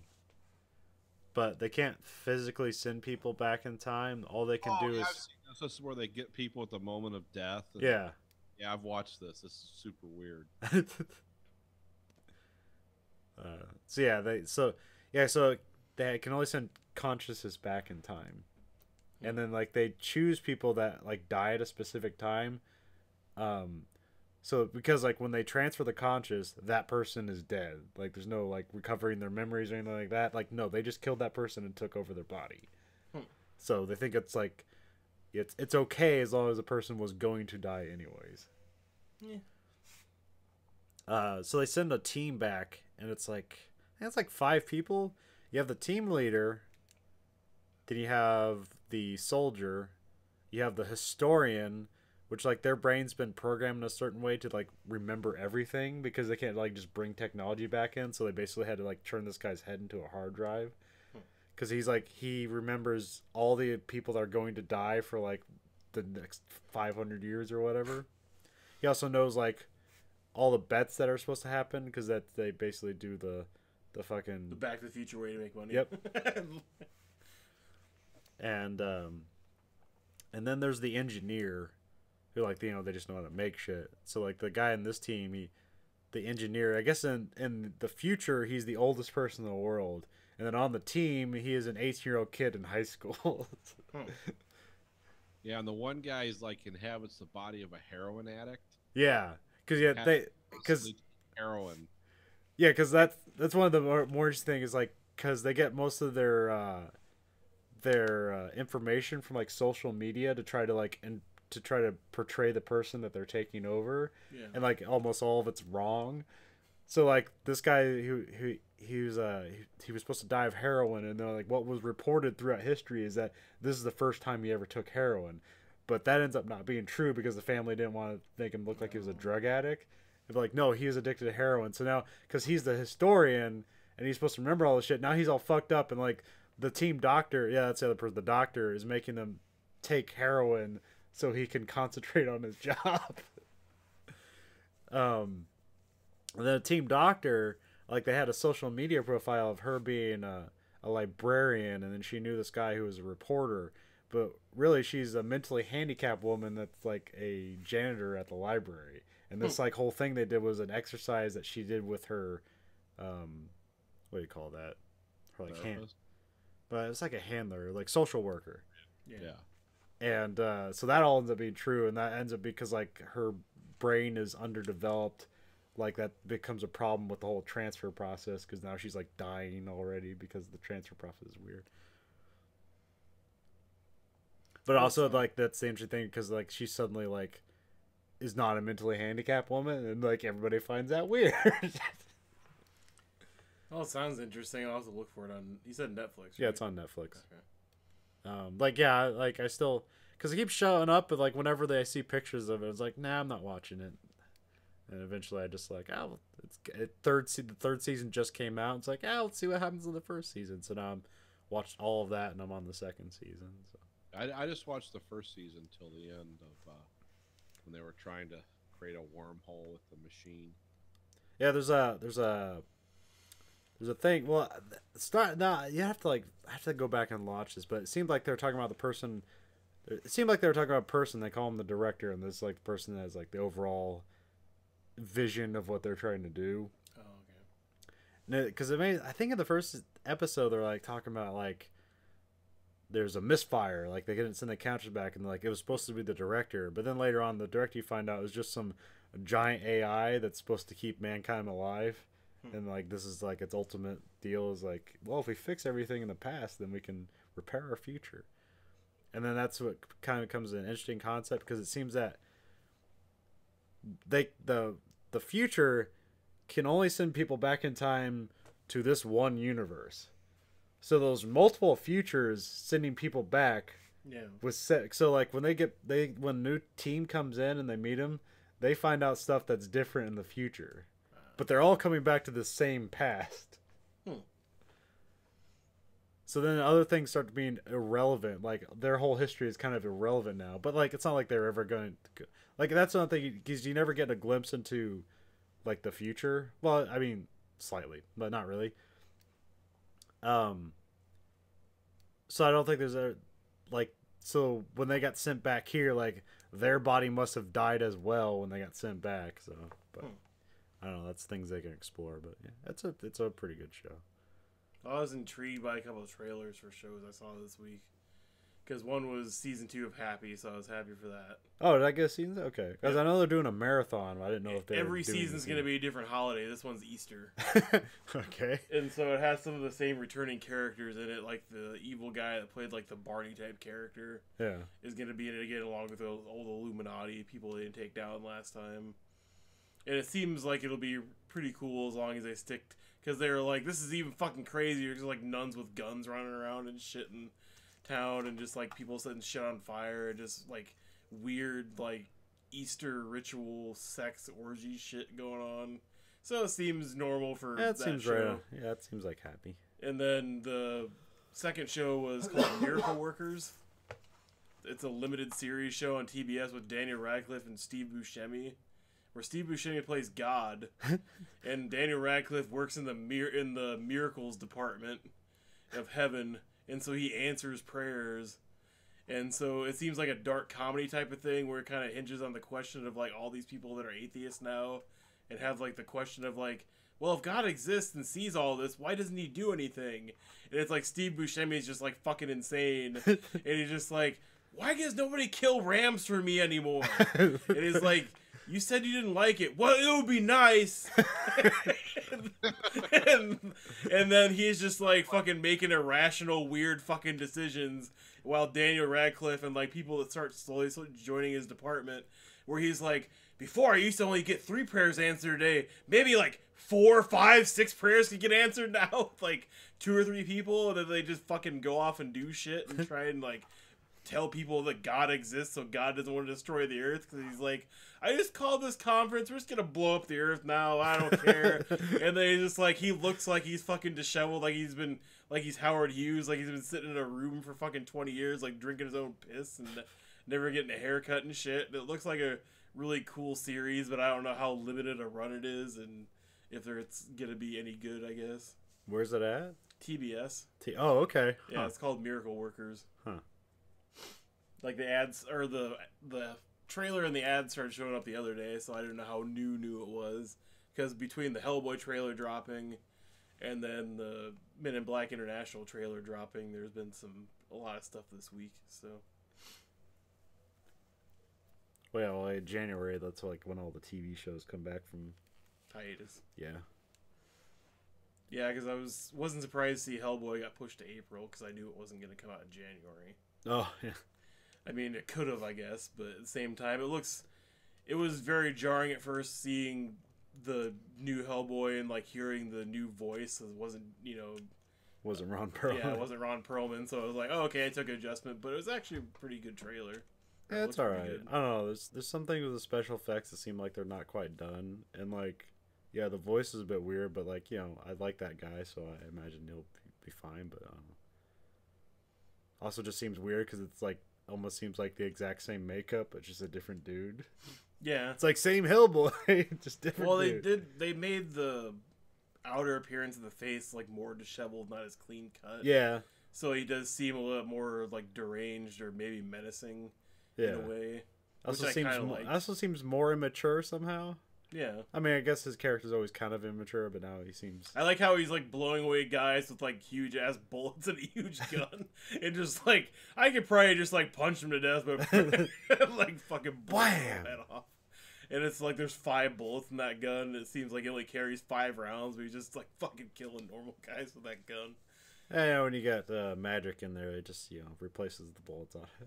Yeah, I'm kind of intrigued to see how the whole more magic thing plays out, and also having what's her name as a villain for Mila Jovovich. Yeah, because I don't ever think she's not been a bad actress, but I don't think she's a strong actress to be like she's like, I like her. She's not good in anything, but I like her. So I mean, it'll be interesting to see how far that goes, I guess. I see we're boring Nathan. No. He's putting together his model.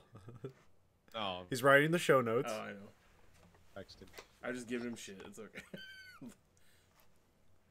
But I know we all watched the movie this week, or watched it previously and remember it very well. Well, actually, I was going to talk about a TV series I'm interested in. Oh, okay. On the History Channel. I don't know anything about it yet. I don't know if it's going to be any good, but it seemed to have an interesting trailer. It's the Project Blue Book. A story about J. Allen Hynek. Who's that? And he was actually a real professor they hired to investigate the UFO phenomenon that happened from the 50s. Oh, so this is right up History Channel's alley.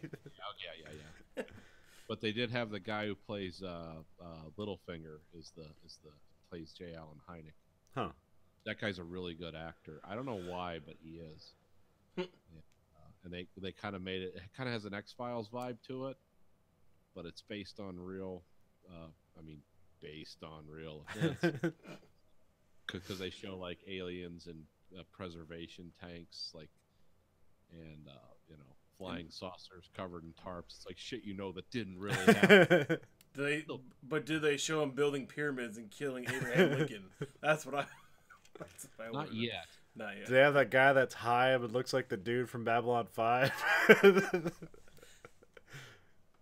No, but I just thought it was cool that they found another job for Littlefinger after he got killed on Game of Thrones. So. No, I saw the trailer for it. It looked kind of interesting. I just didn't know if they were trying to go off the whole actual like history dynamic, or if they're just kind of loosely basing it on that and just kind of having a tongue-in-cheek kind of like funny but X-Files show on their channel. Oh, does that have a sense of humor to it? It seemed like they had a sense of humor sometime in like a few things, I guess. Yeah, it's kind of. I mean, that stuff's such well-trodden territory that I don't know which way they're gonna go with it. I mean, the thing I do know is that like the Sci-Fi Channel and the History Channel split the budget because this is going to be one of the most expensive cable shows made this year. Next, actually, so that's not HBO or something crazy like that. Yeah, so, they have real actors in it, like all people you know. So, what time period does it take? Is it like the 50s or something? 50s is when Project Blue Book actually happened. Okay. In the 50s and 60s, because Hayek was really a guy they hired to work in Project Blue Book, and this they were trying to stop the UFO craze for whatever reason. They're like, we got to stop all these reports coming in. This is all bullshit. And this guy really ran the program for a while before they disbanded it. And like out of 11,000 reports, 700 things he narrowed down to. It's like, we really can't explain this. So then they just killed the whole program. Like, fuck it, we're not gonna try and dig deeper. Yeah. Well, because that was the last official U.S. investigation into UFOs was Project Blue Book. So it was a real thing, and we really ended it because basically they said it's bullshit. But you know, it's always more exciting to say, oh no, they found the secret and they're hiding it. Which they're not. It's why it's the same thing about watching like ghost TV shows or whatever. Bullshit, but I'm just along for the ride because it's either that or I think about the inevitable collapse of Western civilization. So I'm just going to go with this for a while. Yeah, I was like on Red Letter Media when it's like Mike really likes like those ghost shows. How does he? And he's also like the big Star Trek guy, so he's like, I like ghost shows, and they're like, oh god, they're not real. It's like I know, I enjoy the production of them because they're all the same. Yeah, that's like me and Grayson especially. That's our thing, is we'll watch like Ghost Hunters or those type of shows, where it's like, oh, there's a demon and we're gonna fight it. We'll just sit there and tear the whole thing apart, but we always watch them together because they'll have like these reenactment shows like American Haunting or whatever, and this lady will be walking downstairs and I heard something. And then you'll see this demon face and like all the windows in the kitchen supposedly shatter. And we're both like, yeah, I'll be the fuck out of there and never go back as soon as some shit like that happens. But these people are going to stay and fight the demon. And we always talk about that, or the unfulfilled sex lives of middle-aged housewives, whatever discussions being about the ghost story we're watching. So. Yeah, but yeah, I'm looking forward to Project Blue Book. I've already got it DVR'd. It starts the 8th of January. Okay. So I'm gonna give it a big endorsement and then never talk about it again. That's my out. You and Grayson should watch there's a show me and my wife like to watch because it's fucking stupid just as much as it's kind of entertaining. It's the BuzzFeed guys like do like ghost investigation or serial killer like breakdowns and shit. It's like okay. BuzzFeed investigates on YouTube. So okay. It's just so like the last one was actually pretty decently like weird. Like I have no idea like how much of it was really like pre-planned or whatever they did, but it seemed kind of solidly put together, so that was nice. It was like 32 minutes long. Just like this random producer they got like, oh, this is our producer from our office and her house is haunted. And blah, it's like, yeah, maybe. It's like I highly doubt this. And then it's like, We had to rush a production together, so this is just the most convenient thing we can do. and then I'm like looking at the house, and it's like, yeah, we had to move here, and it's like, man, people in LA are definitely poor. Look at this house. It's like huge. It's like 2 bedrooms and 1 living room and a kitchen. It must be at least $2.5 million with no furniture in it, and fucking all this other shit. 500 square foot bungalow with a converted kitchen. It's like $3 million. Yeah, our house hunters have a budget of $2.5 million. Sounds awesome. That sounds like it's time to leave California, like your ass is on fire. Now I'm imagining a show that combines both ghost chasing and house hunting shows. Ghost Hunter. Well, if you're it's not willing what to you think it is. If you're willing to live with a precocious spirit in the dining room, we can knock this house down another $80,000. Yeah, I want like the goth chicks that show up. It's like, yeah, we're looking for a dark experience. The real estate agent just rubbing his hands like, I got something for you. And, then they catch him hiding a dead cat in their bedroom. It's like, oh, it's haunted. No, you're just a Some neckbeard. How many ghost blowjobs could I get in this house? yeah. I really like that one scene from Ghostbusters with Dan Aykroyd. I jerk off to it a lot. Yep. I just keep pressing rewind. I find it disturbing they actually wanted to add more to that scene and have it be like a full-on like ghost sex scene in a fort. For some reason, I don't know why. I don't know why that was a good idea. That seemed like that's a general Dan Aykroydism where it's like it starts with a good idea and then it goes a little bit too far and then somebody has to rein Dan Aykroyd in. But instead of entirely moving it from the movie, they left the ghost blowjob. Yeah. Which is like, okay, that doesn't need, I guess, not to be in there, but whatever. Yeah, can we get Industrial Light and Magic to make like jizz shoot like it's being encased in something for a second and then it just poofs into the air? Which intern are we gonna get to blow a load in some water with a green screen behind it? Who's doing it? Just get the Metallica load cover. That's the worst job on the set. What if Metallica's load cover was a lava lamp? Well, anyway, we watched a movie again. 1999. Our 1999 roundup. We're gonna party like it's 1999. The Stephen Sommers action classic, The Mummy, starring Brendan Fraser, who doesn't act anymore. He's in some show right now where he plays like a CIA cowboy or something. Okay, I can't remember what show it is, but yeah, he disappeared from acting for like 10 years. Well, he like fucked up his back and he could barely like. Yeah, he was basically held together by duct tape and icy hot, and then he finally like quit acting to get better. Oh, I had no idea. Okay. Yeah. All right. I can't remember how he hurt his back originally though. Oh, just doing stunts and shit. Okay. Yeah. Like basically he kept moving from movie to movie and never like stopped to like repair himself because you never know when the next deal is coming in. Yeah. The next movie deal.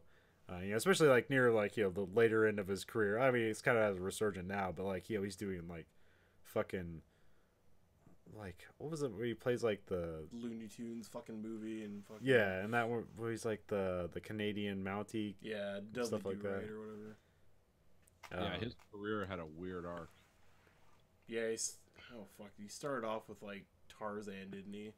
I remember him from Well, One Encino of his Man. first big movies, anyway. Yeah. Oh yeah, Encino Man. Yeah, that was actually a good movie. Then a couple of Mummy movies: Blast from the Past, Bedazzled, fucking Looney Tunes movie, this weird like anthology tales movie that was more recently done. He's also in Crash. Man, I can't. There's that's right. something else. How many Mummy movies was he in? 3. All 3 of them. Okay. I think he probably did some voice work and shit too. Oh yeah. He also did the first Journey to the Center of the Earth movie, Oh yeah. which And actually then got replaced pretty him with good The Rock reviews. in the second one. And then otherwise, I can't think of anything else. I'm sure there's something else, like a romantic comedy or something that I'm forgetting. But I mean, other than that, I can't fucking I remember. mean, I just pull up his IMDb. Well, he What? was in Gods and Monsters with Ian McKellen, Okay. where he played. It's not like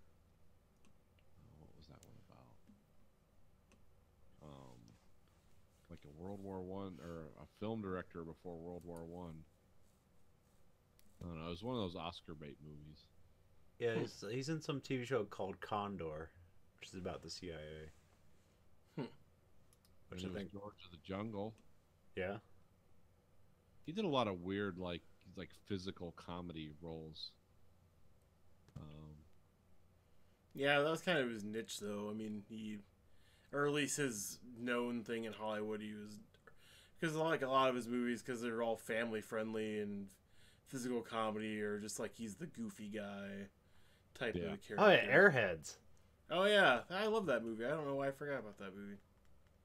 Trying to think what that is. That's the one. It's like the guys are in a rock band and they like take a radio station hostage. Yeah, because Adam Sandler, Steve Buscemi, and Brendan Fraser. It's a very it came out and went nowhere, and then like it got big on home video, home video and reruns on TV.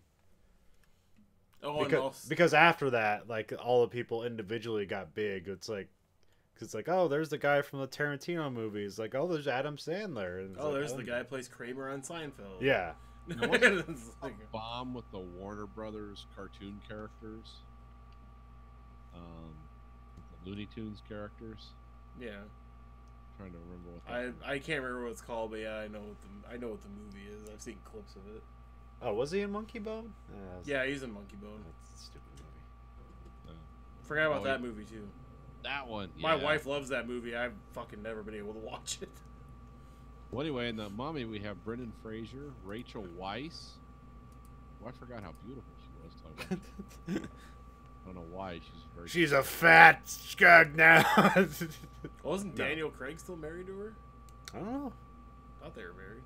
I don't know. I just forgot what a strikingly beautiful woman she was till I watched this. And then we have basically like a bunch of character actors that I've seen in all kinds of things. Well, there's Oded Fair, which he gets around a lot. I liked him. Recently, he was in The First. He's like the head engineer guy on the Mission to Mars team. Oh, okay.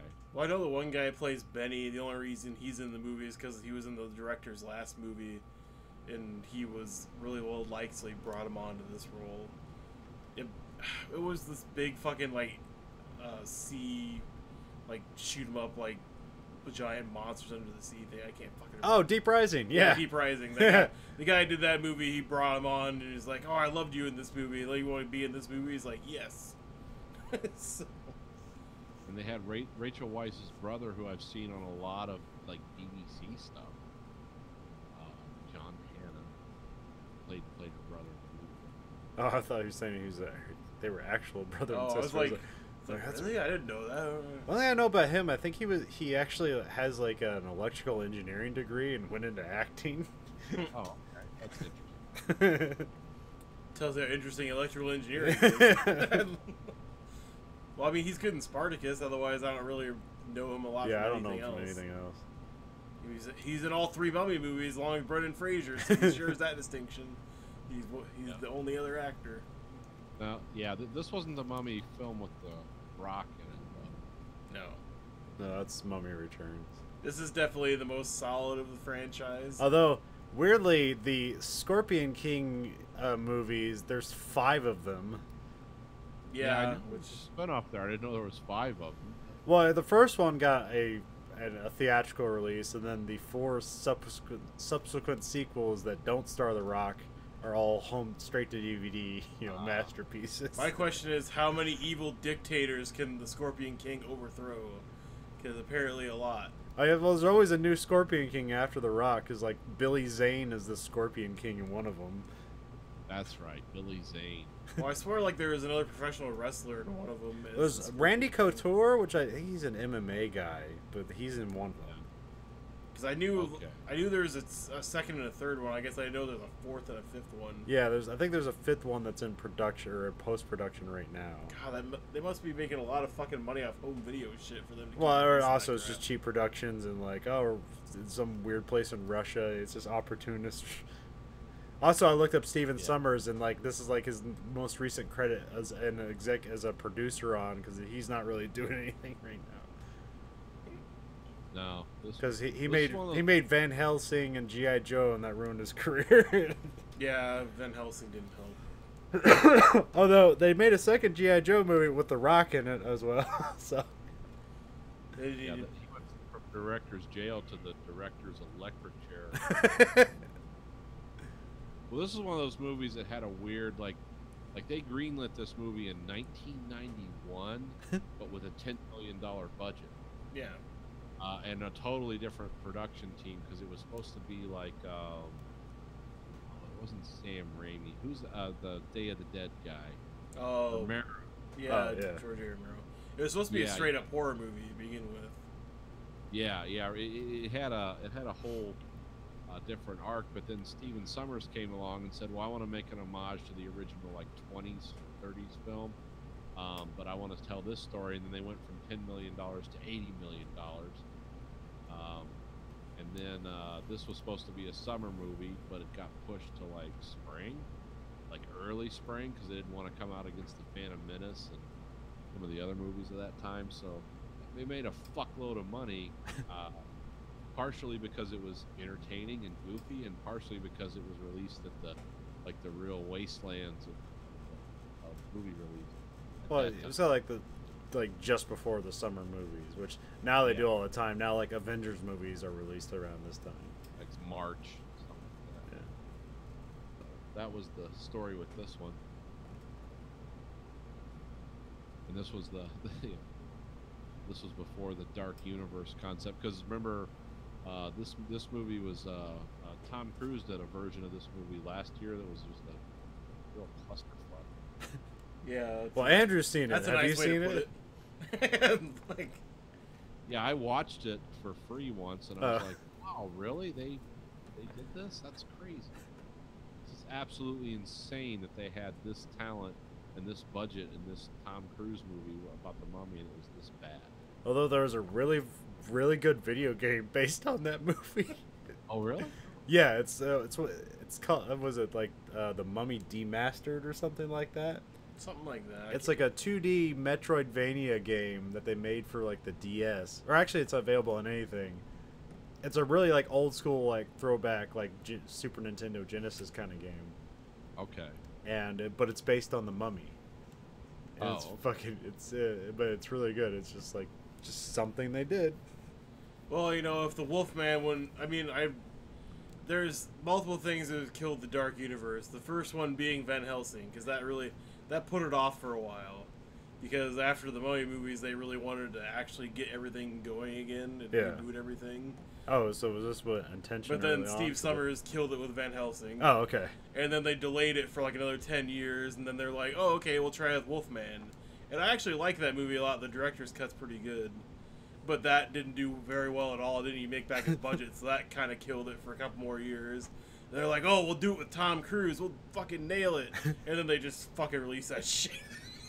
I don't even know what it made back for money-wise, I guess, compared to its budget. I don't know. Usually, almost all Tom Cruise movies at least make $100 million, so maybe just that.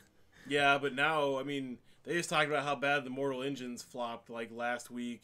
It was like a $100 million budget, which I thought was pretty low for how CGI heavy that movie looked. Yeah. And then it was a $120 million advertising budget. So $20 million more to advertise the movie than it cost to make it. It only made $7 million in the first weekend. Well, good. Then my story I'm writing can still hold up because it has a similar concept. So, Well, I mean, the problem with Mortal Engines, I knew this as soon as I saw the trailer, is like, oh, this is going to be the Golden Compass Part 2. To adopt this weird, esoteric kind of European young adult fiction, and we're going to bring it to America, and no one will give a fuck.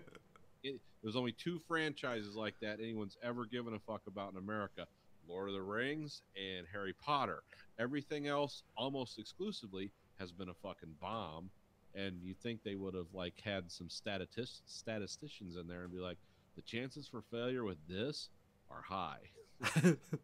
well, yeah, they I also don't know who made that. Seems like a Lionsgate like kind of movie. I'm not sure who made it though.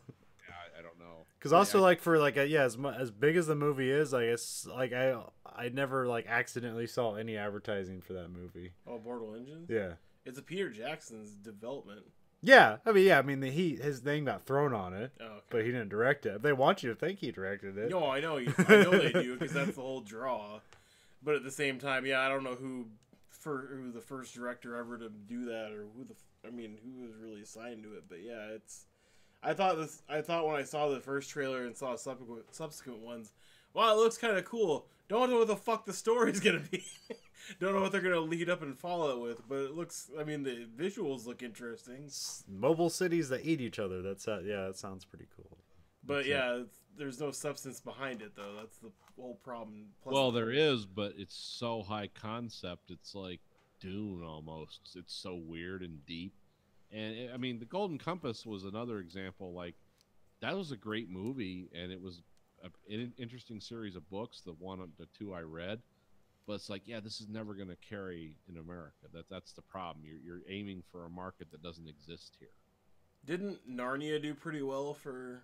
I mean, it didn't do The first one. It didn't do gangbusters like Harry Potter and Lord of the Rings, but I mean, it did. Well, that first movie did, but they subsequently they didn't make as much money as that first. Because I know they're redoing the Narnia shit now, except they're starting with like the third movie or fifth book instead of the first one, which doesn't make any sense to me. Well, you got to remember, the Narnia films were funded by religious maniacs. Too. The funders behind those movies, not the production people, but the people that put up the money, were very similar to like the people that tried to give money to Ed Wood to make biblical, blockbusters. It's the same kind of weirdos. Because I forget what group is C.S. Lewis surrounds his work, but yeah, they're a bunch of religious maniacs. So yeah, because when the first Narnia movie was fun and imaginative and kind of weird, but when they did the Dawn Trader, it was like, oh, this is just weird. This is just a bunch of religious propaganda. It's like, you're going to do the screw tape letters next? That'll make a lot of sense.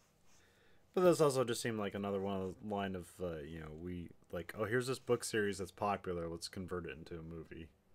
I think, isn't it more, it's a book series, right? Yeah, it's young adult. It's Europe. It's a British young adult fiction series. We just got off, the Maze Runner series is dead, I think. I don't know. Or not dead, yeah, but the last done. one's direct-to-video if it ever has come out yet. I don't know. Oh, really? Because I thought they made 3 of them. Or is there supposed to be an additional one? Oh, wait, no. I'm sorry. I'm thinking about the Divergent. Sorry. Divergent, yeah. That one. Yeah, they did. What this? Yeah, they didn't, finish it, right? Like, they were supposed to, be a 4th movie, and then, now it's a TV show, and now it's nothing. It's going to be, a TV movie or some shit, yeah. Okay. There might be 3 Maze Runner movies. I've never watched any of that shit, so I don't know. Yeah, there's the first one, then there's a second one, and the last one, or the latest one is called The Death Cure. I know that, but I haven't watched any of them. Yeah, it's all monkey see, monkey do. Because, again, another young adult fiction franchise. This one from America, The Hunger Games. Everyone tries to write and produce something like The Hunger Games. And The Hunger Games, in my opinion, is super fucking overrated, but okay. Yeah, it's not. Well, the books and the movies are kind of like, oh, that was interesting when it came out, but then it just kept going and going and going. It's well, I think the first one executed its concept well, and I really like the second one. I didn't even bother with the last 2. Yeah, I wouldn't bother. They're kind of all over the place, and it's not really worth it. The first one was good. The first book was good that it was based on. After that, the quality fell off. No, I think the second one was really well executed. I thought that was a good middle chapter, and then like I said, I just didn't even bother with the last 2. Yeah. But also, anytime there's we took the last book and we turned it into 2 movies, it's well, you just lost a ticket sale, because I hate when you do that. You could just condense it into a 3-hour movie. It'd be long enough to get all of the book in, and you wouldn't kill your audience by having 2 3-hour movies.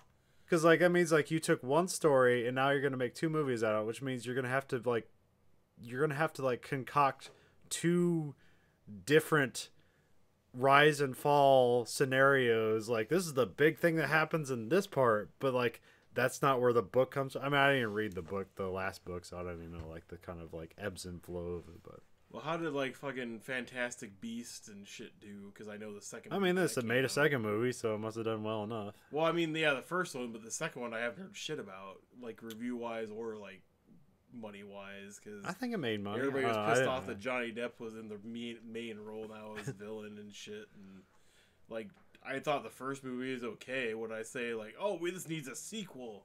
Like, no, it's Aren't But- those prequels to the Harry Potter novels? in a way it has similar characters, but I don't know if it's a direct tie-in.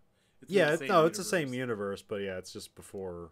It's just like, before Harry oh, if Potter. you want to see Jude Law as Dumbledore, or if you want to see, you know, who the fuck ever is somebody else. I mean, Yeah, it's supposed to be like 70s London or some shit like that. Or I guess there's not really. Harry Potter doesn't really have a time period, does it? It's No. kind of.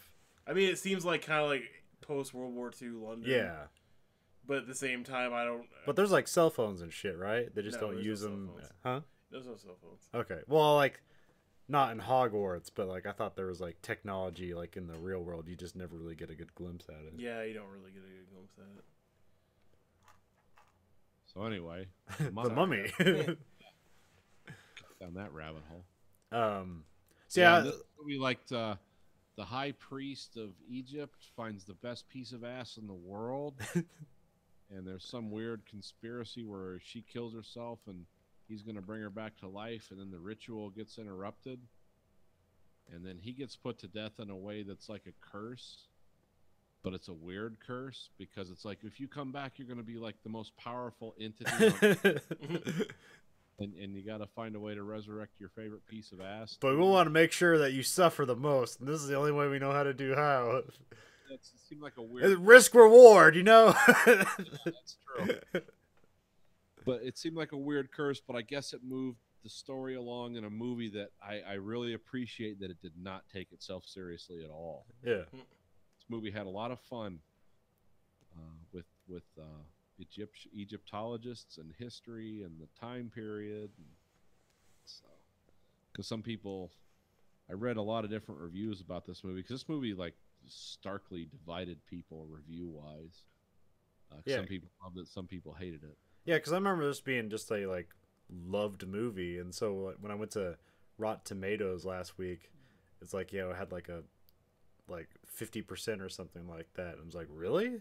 Yeah, And that could just be because it's aggregating reviews from that time, and there might not be like as many reviews available. That could be a weird score, but I was like watching this and like, is this not the movie I remember? And then I'm like, no, this is a really fun fucking movie. just a goofy, fun. Well, it's like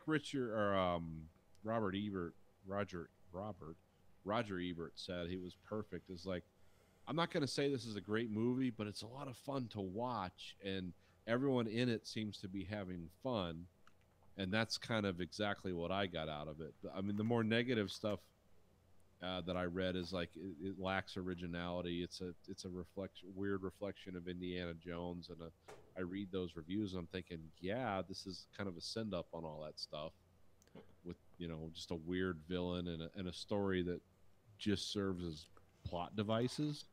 It's not like deep on its own. Well, like the way I hold it up is I see this as like the third best Indiana Jones movie. Yeah, Like I take this over Temple of Doom and of course Kingdom of the Crystal Skull, but yeah. and then maybe a tie, but just below oh shit, what's the one with Sean Connery? God damn it! Something with the Holy Grail. Search for the Holy Grail, or Something like that. It's Yeah. the one with Sean Connery and the Holy Grail. Yeah, yeah. that's the one. Nazis and the Holy Grail. That's Not Nazi Grail. That's yeah. IMDb will tell father us. seducing the same woman at different times, which was weird. But at the time was funny. But yeah, this No, it's yeah. definitely a send up of movies like that, and also a send up of the original movie too. I mean, it was just kind of a over the top version of that. Last Crusade. Oh, okay. Last Crusade. Okay. I guess I didn't know you ranked Temple of Doom so low on your Indiana Jones list. I don't like Temple of Doom. Okay. It's like I don't know. It's kind of it's a weirdly dark movie. It's just a darker movie is not as much fun. Yeah. That's why I just don't like it as much. Like there's still like amazing scenes in it. I just don't care for it as much. It also tries to be deliberately gross and horrifying. First one kind of saved all that till the end, and you really remember it for that. Whereas Temple of Doom is a steady diet of what horrible mutilation slash monkey brains are we going to eat next. It made it like a gimmick more than a movie. True. But yeah, this movie was fun and made a boatload of money. It was $500 million in $99 Huh. in return of a $80 million budget and an all-in budget of like 140 with advertising. Jesus fucking Christ. It's a lot of money, yeah. That's No, why it's just something where it's like every time somebody says a marketing budget for something, it's like, how the fuck did you spend that much money on marketing?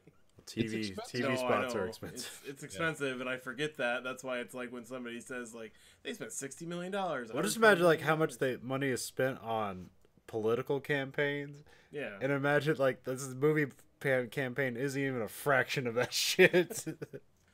Yeah, imagine if like Hillary Clinton was on your Taco Bell cup. God. Trump was on top of your pizza box. Like how much that would cost? Because or you could get action figures. Well, that's usually a co-marketing deal, but yeah. True, yeah. But not when Hillary's on your Taco Bell. No, That's a tie. that's Taco Bell taking a stance. God, if those days are ahead of us, that'd be really hard. It's They like are with Citizens United, but it's like Taco Bell endorses Hillary Clinton for president. Get your new Hillary Clinton collector's cup with your grande extra large meal and your freedom frittatas or whatever the fuck they would call them. Yeah, one scene in this movie I really like, just because it kind of it gives it like a lot. It's like a lighter tone, but it has like a hard edge at the same time. Is the scene where he gets hanged. You're like, oh fuck, he just dropped. He's going to die. Like, and it gets it's like, oh, he didn't die from the hanging. Now he's just choking to death. yeah. Like I never like that was like. Neck, he's just being so No, when they seen that scene in real life, like they didn't know he was actually like he wanted to try and do it for real. They didn't know he was choking, so he blacked out, and they had to revive him. So committing yourself to the role. This there. is why he ruined his his body doing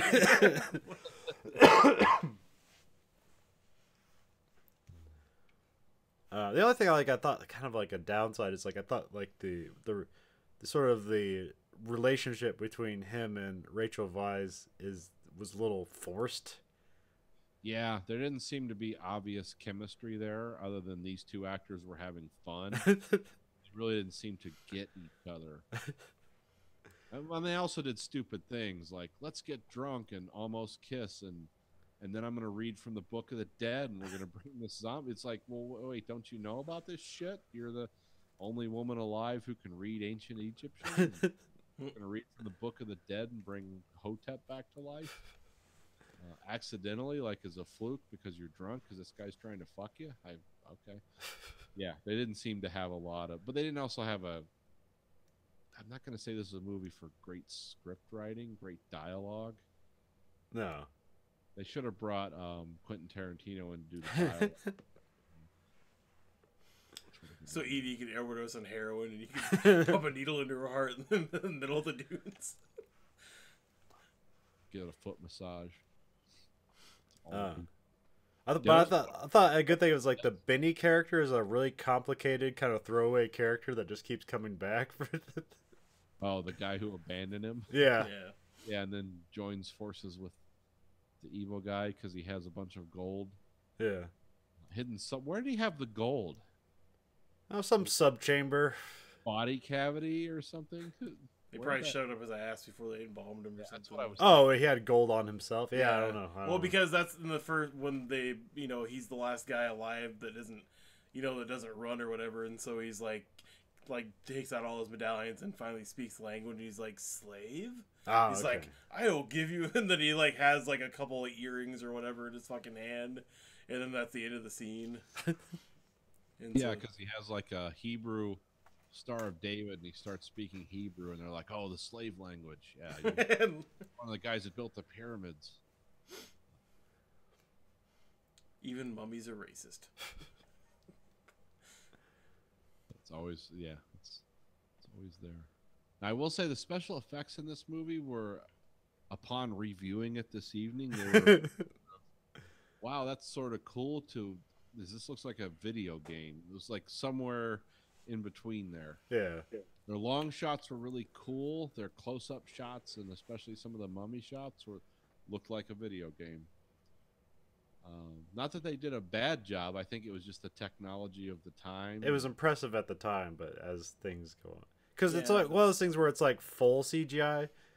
Yeah. That's where it's like they're getting there, they're just not there yet. Because like you go back to movies like Jurassic Park and Terminator 2, like that stuff all still holds up because it's a combination of CGI and practical effects. Right. Where Right. it's like full. full CG.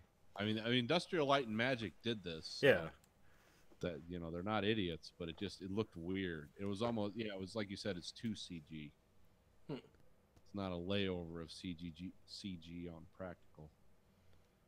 So Well, it's just something where long shots look cool. Well, like the sandstorm, that works pretty well. Yeah. Where it's like the face in the sandstorm and shit like that. Because I'm like they were like, it's like this is like we render all the sand particles in this sandstorm or some shit like that. Yeah, it was crazy shit like that. We had 30 computers in parallel just to track the movement of the sand. And if it's not up to its standards, remember they're also working on episode 1 at the same time, so Yeah, that's true. they might have been busy. Yeah, we might have had something else going on. I mean, not that it like I said, it didn't look bad. It just completely dated the film. It's like, yeah, I could see this, almost 20 years ago. This being a thing. But I like how the movie just moves, because like I kept thinking there's like just moments after moments. Like, they're on a boat, it catches fire, they get off, and like in the beginning they're like, they're in like the French Foreign Legion or something. They're fighting that secret society group, and Yes. it just like keeps being moments and moments. They're in the airplane and shit. Like, Yeah, I like the British guy with the plane that is looking for a glorious death. 'Cause there's no challenge in life anymore. also like after the plane, the Oded Fair guy that just grabs the machine gun off of it. Yeah. Also, like the gun, because I've been watching way too many gun channels on YouTube. Like every time somebody just throws away a gun and runs away, I'm like, no, that costs money. That's an antique. Now, who's the guy who played Hotep? I've seen that guy in things. Yeah, he's been in things. I can't remember his.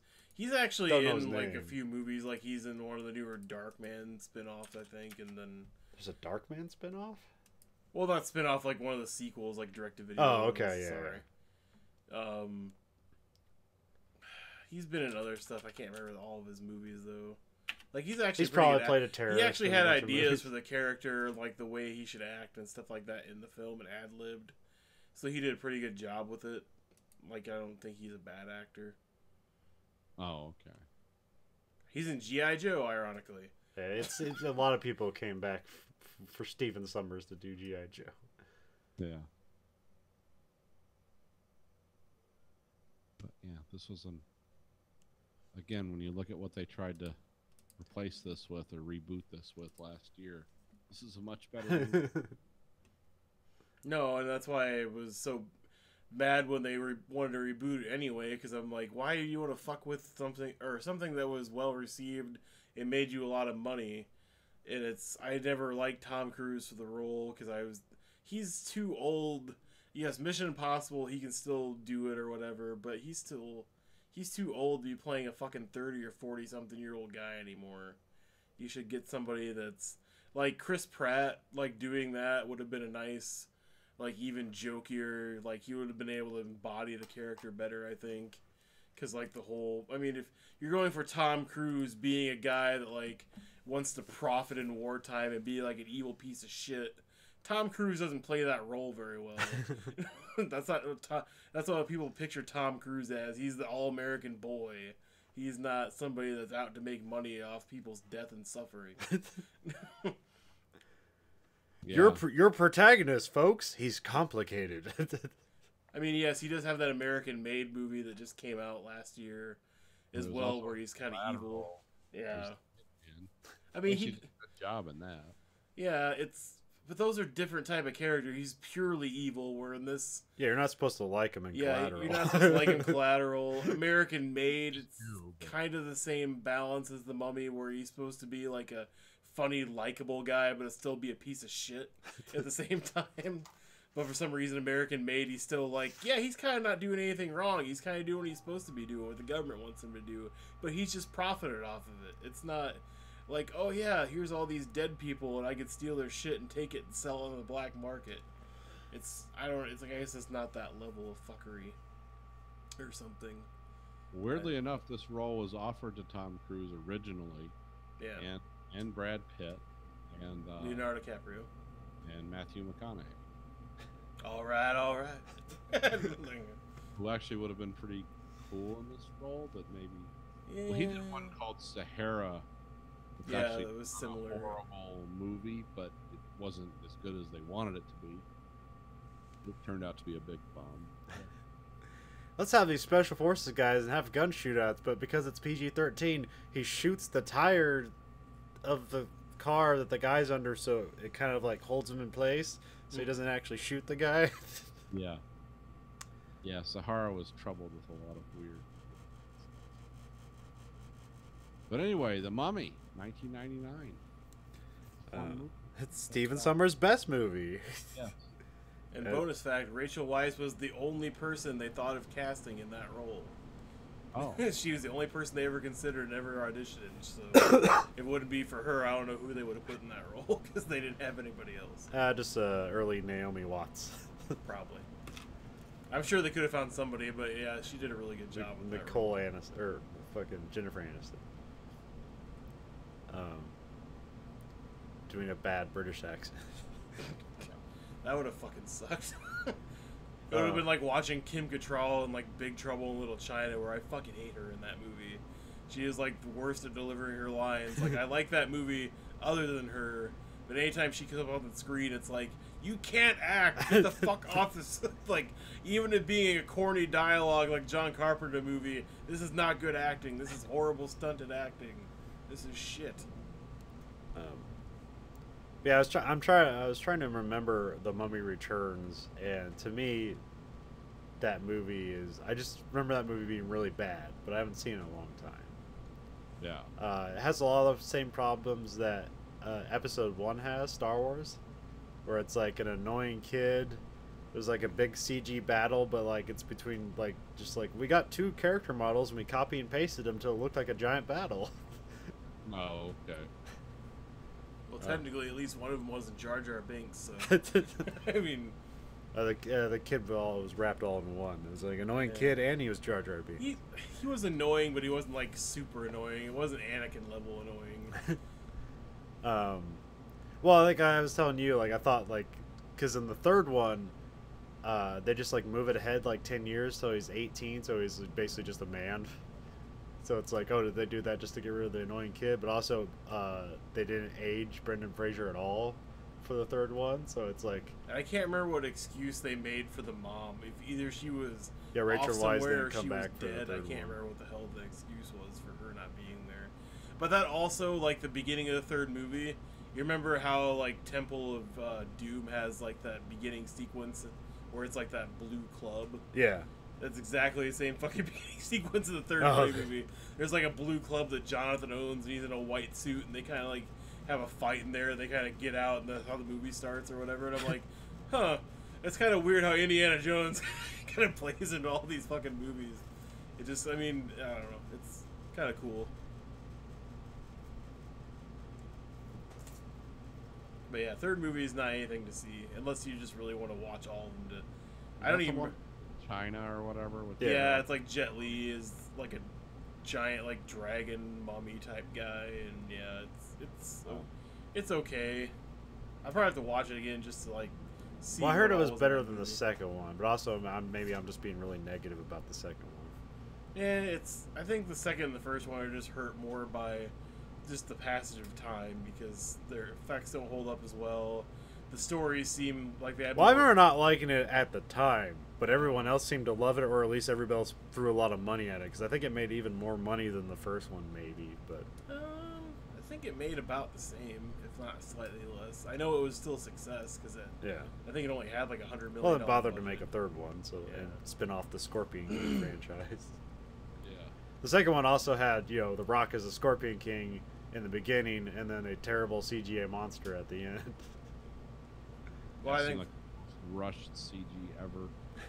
Well, they said the reason why they did the whole CG beast thing is because they wanted to just bring The Rock and have him like be an immortal being that was gonna fight them, but they thought it wasn't gonna be a grand scale enough for the end of the movie, so they decided on something bigger, which was basically either if it was just supposed to be like some creature that you know he was guardian of, or if they just decided at the last second to like let's just superimpose his head on a giant scorpion.